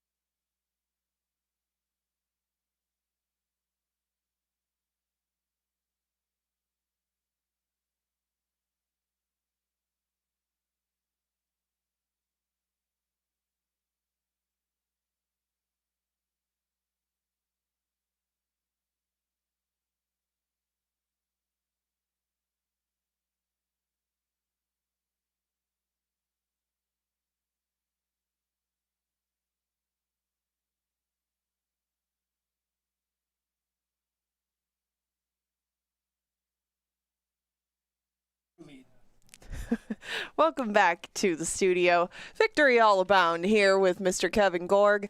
If you hear a little lilt in his voice, it has been a very good Sunday, and we're looking to cap it off in 10 minutes with a winner. This 8th race is the 6 furlong optional claimer. We got no changes. We got no scratches. You and I landed on the same horse in here. Paul's on the outside horse, but let's start with one of 2 from the Klein barn that's on screen. That's Reef's Destiny, currently the field's long shot at 16-1. Chad Lindsay aboard, and that'll be his second time back on this horse. What do you think with this closer on the rail? Well, he's going to be the horse that sits back and tries to come charging late. If they go real quick, he can pick up some pieces. But clearly, when you're betting Bobby Klein out here, and you see Kelsey Haar on the other horse, it's probably going to lead you in that direction, but you never know. If it goes crazy fast early, there is speed in the race. Maybe Reefy can get a piece. Hightail Cowboy, to me, is super interesting. This horse isn't getting bet, and I don't know why. This horse has done nothing wrong, including a 9-1 win last time. Ange, I feel like if this horse runs the race he put out there a couple weeks ago, that might win again. I mean, this is a hike up in class, but I thought the same thing. I really thought that Hightail Cowboy would take a lot more money than he is at the moment at 8-1. Rare that you get a horse like that going for 3 in a row, but Hightail Cowboy did it with a much different style last time around. Again, this is a hike up in class. He'll need to bring his A game, but he is versatile enough. Now, if we go to Boat Song, you and I both like this horse. I had some different rationale to it than you probably do. Why do you like him? Well, there's no tag. If Mac had a tag on this horse, it'd be a major red flag. So this is a layoff after the horse clearly went off form, some sharp workouts, go-to rider, and it's go time. They want to get this horse back doing good things, winning races, and this is a spot where he is facing better than he's faced, or horses that he is better than for the first time in a while. I think it's go time here, Ange. Yeah, I do too. And you don't see a 5-year-old put in many 5As. The gate works at this point in his life. He's had a lot of works without going out of the gate, but the way that he's broke lately gave them cause to go put him in the gate and see if they can get him a little sharper early, and I think that they probably have. The money's following him, but you get 8-1 on Silver Dash. This is another one that'll probably be coming from off the pace as he is coming off the turf course, cutting back in distance. Loves this main track, though. Yeah, I like this guy to be a part of the Superfecta. If you're going to box a super, put that 4 in there. This horse always seems to show up on our main track. The numbers speak for themselves. 15 for 20 in the top 3 on our main track.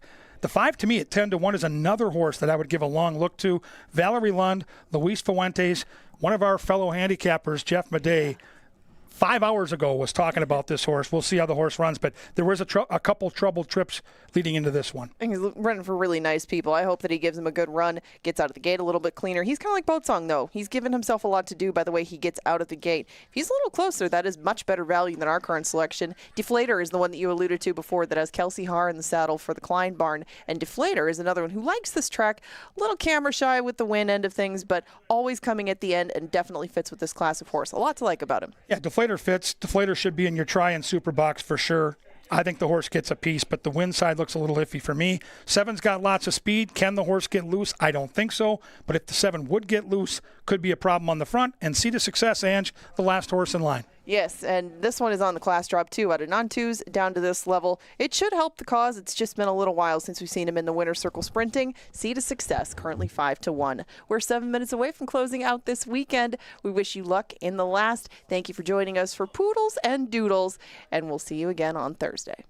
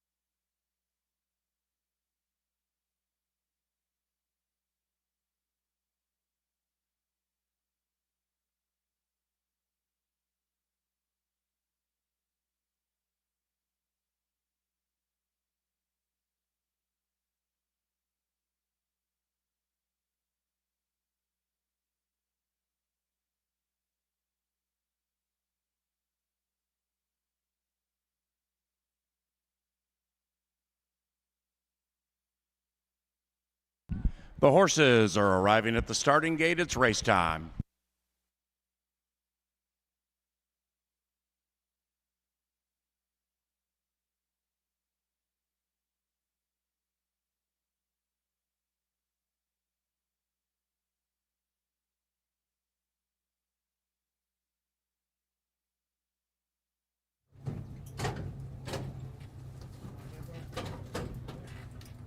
In line for the lucky last. Live racing resumes at Canterbury Thursday at 5 o'clock. We're in the second half of our season. Join whenever possible.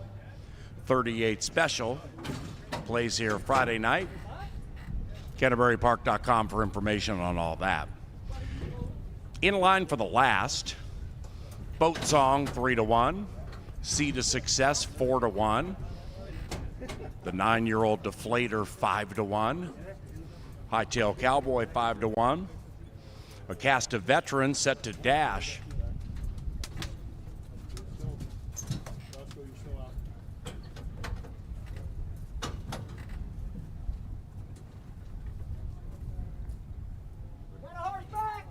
Sea to Success goes in, ready to close it up. And they're racing. Sea to Success thinks the highway home is with early speed, outbreaks the field and battles it out with tactical attack. After that, Hightail Cowboy overtaken by Boat Song, who's on the move. After that, Silver Dash about 5 lengths from it to the inside of the 9-year-old Deflator, who also is 5-6 lengths from the lead. Then about 3 after that, we come back to Reef's Destiny, who has gone back to last. Reef's Destiny last, overtaken by 10th Street Dawn. They're into the far turn, approaching the top of the stretch. Up top, Tactical Attack. Sea to Success right alongside. Behind them, Boat Song looking to sneak through on the inside. And those 3 are 5 clear from Silver Dash, and they're coming home now. Sea to Success at 5-1. Sea to Success takes the lead from Tactical Attack. After that, Boat Song now shifts to the outside. Sea to Success puts 4 on Boat Song. Then it's 10th Street Dawn from the back of the pack. Sea to Success in LAV. Sea to Success, Boat Song, and 10th Street Dawn. 3-way photo. Ooh!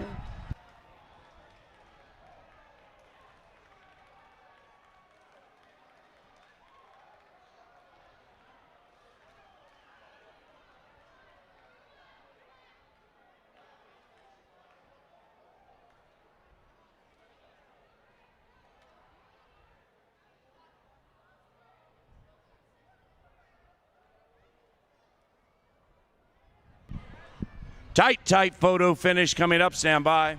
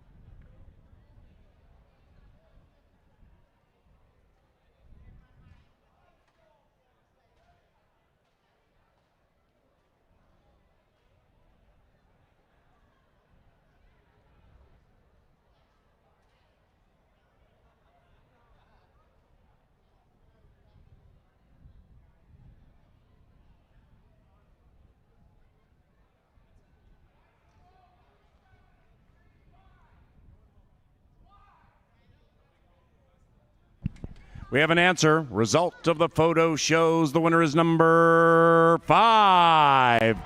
10th Street Dawn at 13-1.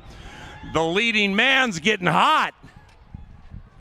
It is 5382. 5382 for your wagering pleasure.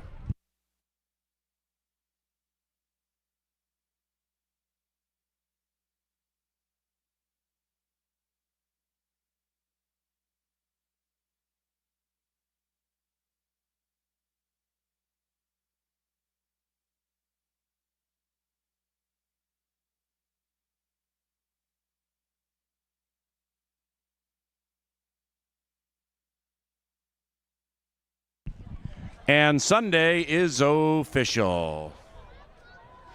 Trifecta paid $134 and change. Superfecta $105 to finish your week. Final double $132.40. Superfecta $105. Pick 3 $7.29 for $1. The final pick 4 this week $1,275, and the pick 5 paid $6,521 for a 50-cent investment. Winner circle ceremony, then we get the track squared away, then we bring the kids out on the track to run.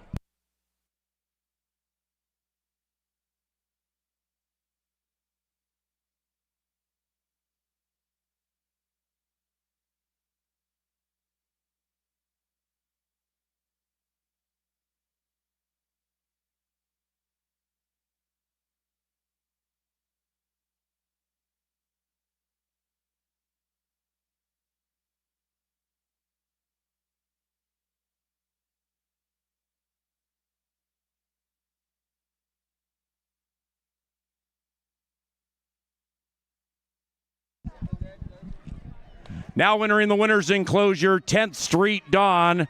3 victories today for Luis Fuentes. The winning owners, Grace and Gamblers. And the winning trainer, Valerie Lund.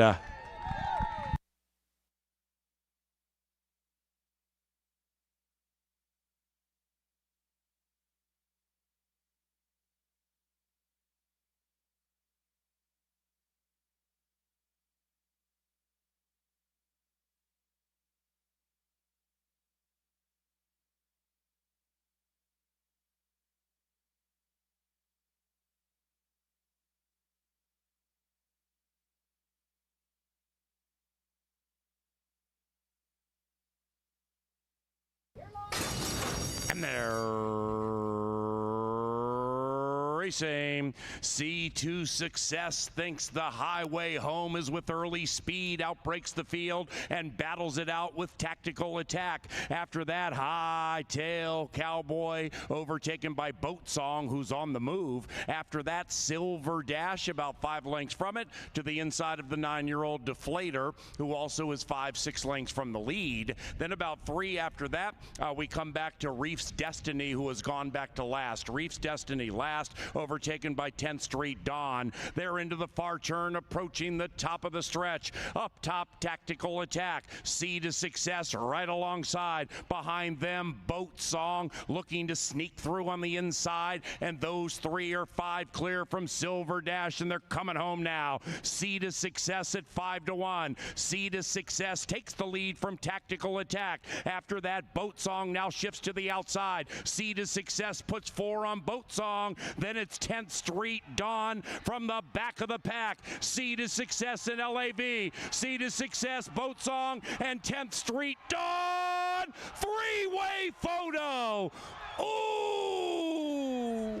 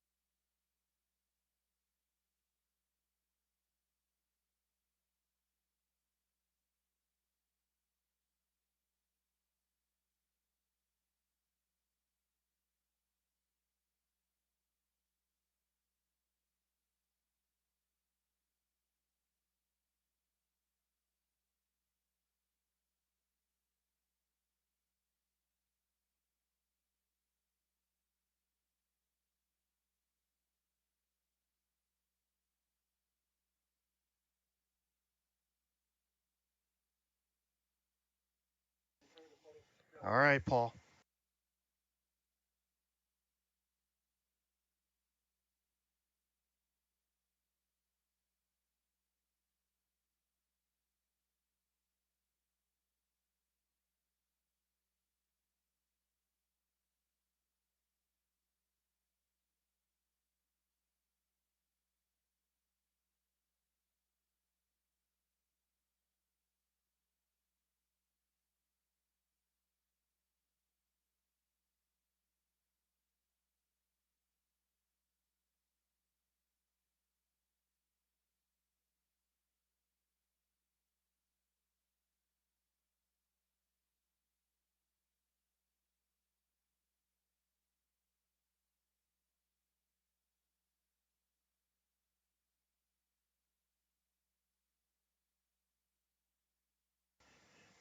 Okay, Paul.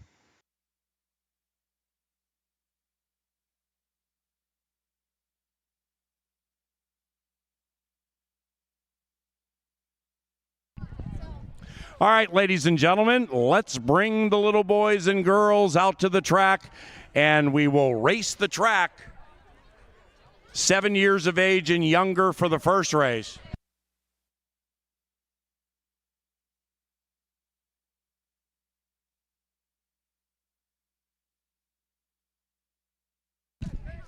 The kids' quarter horse racing set to begin here shortly. Got a very, very short race for the children.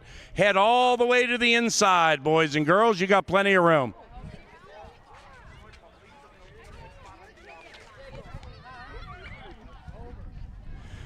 Boys and girls, 7 years of age and younger, all the way to the inside. Hey, keep moving in. You guys got plenty of room. That includes my man with the old Aaron Rodgers jersey. Middle of the race, he might head off to Egypt. All right, gates closed. Get ready, kids. Ready, go! And the little boys and girls fly out. The kid with the Justin Jefferson jersey's fast. Stop, turn around, come back. Now, the kid with the blue hat. The girl with the pink shorts. But the kid with the blue hat dusted them. Well done, boys and girls. Well done. Nice job.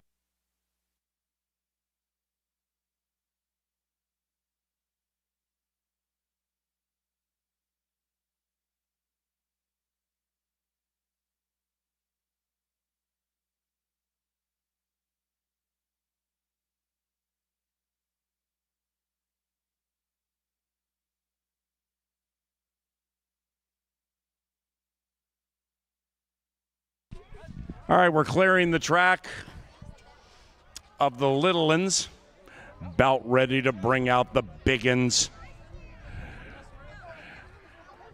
And an opportunity for Lacey Klein to win for a third time this year. Yep, little boys and girls head that way.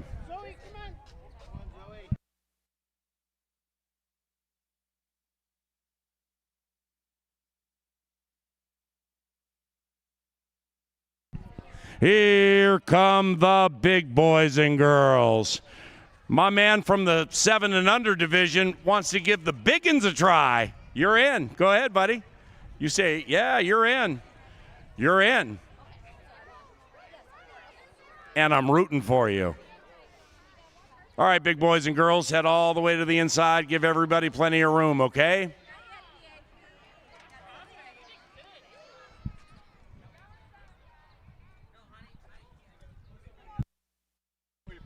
We have a late entrant here, taking off his shoes and getting himself ready.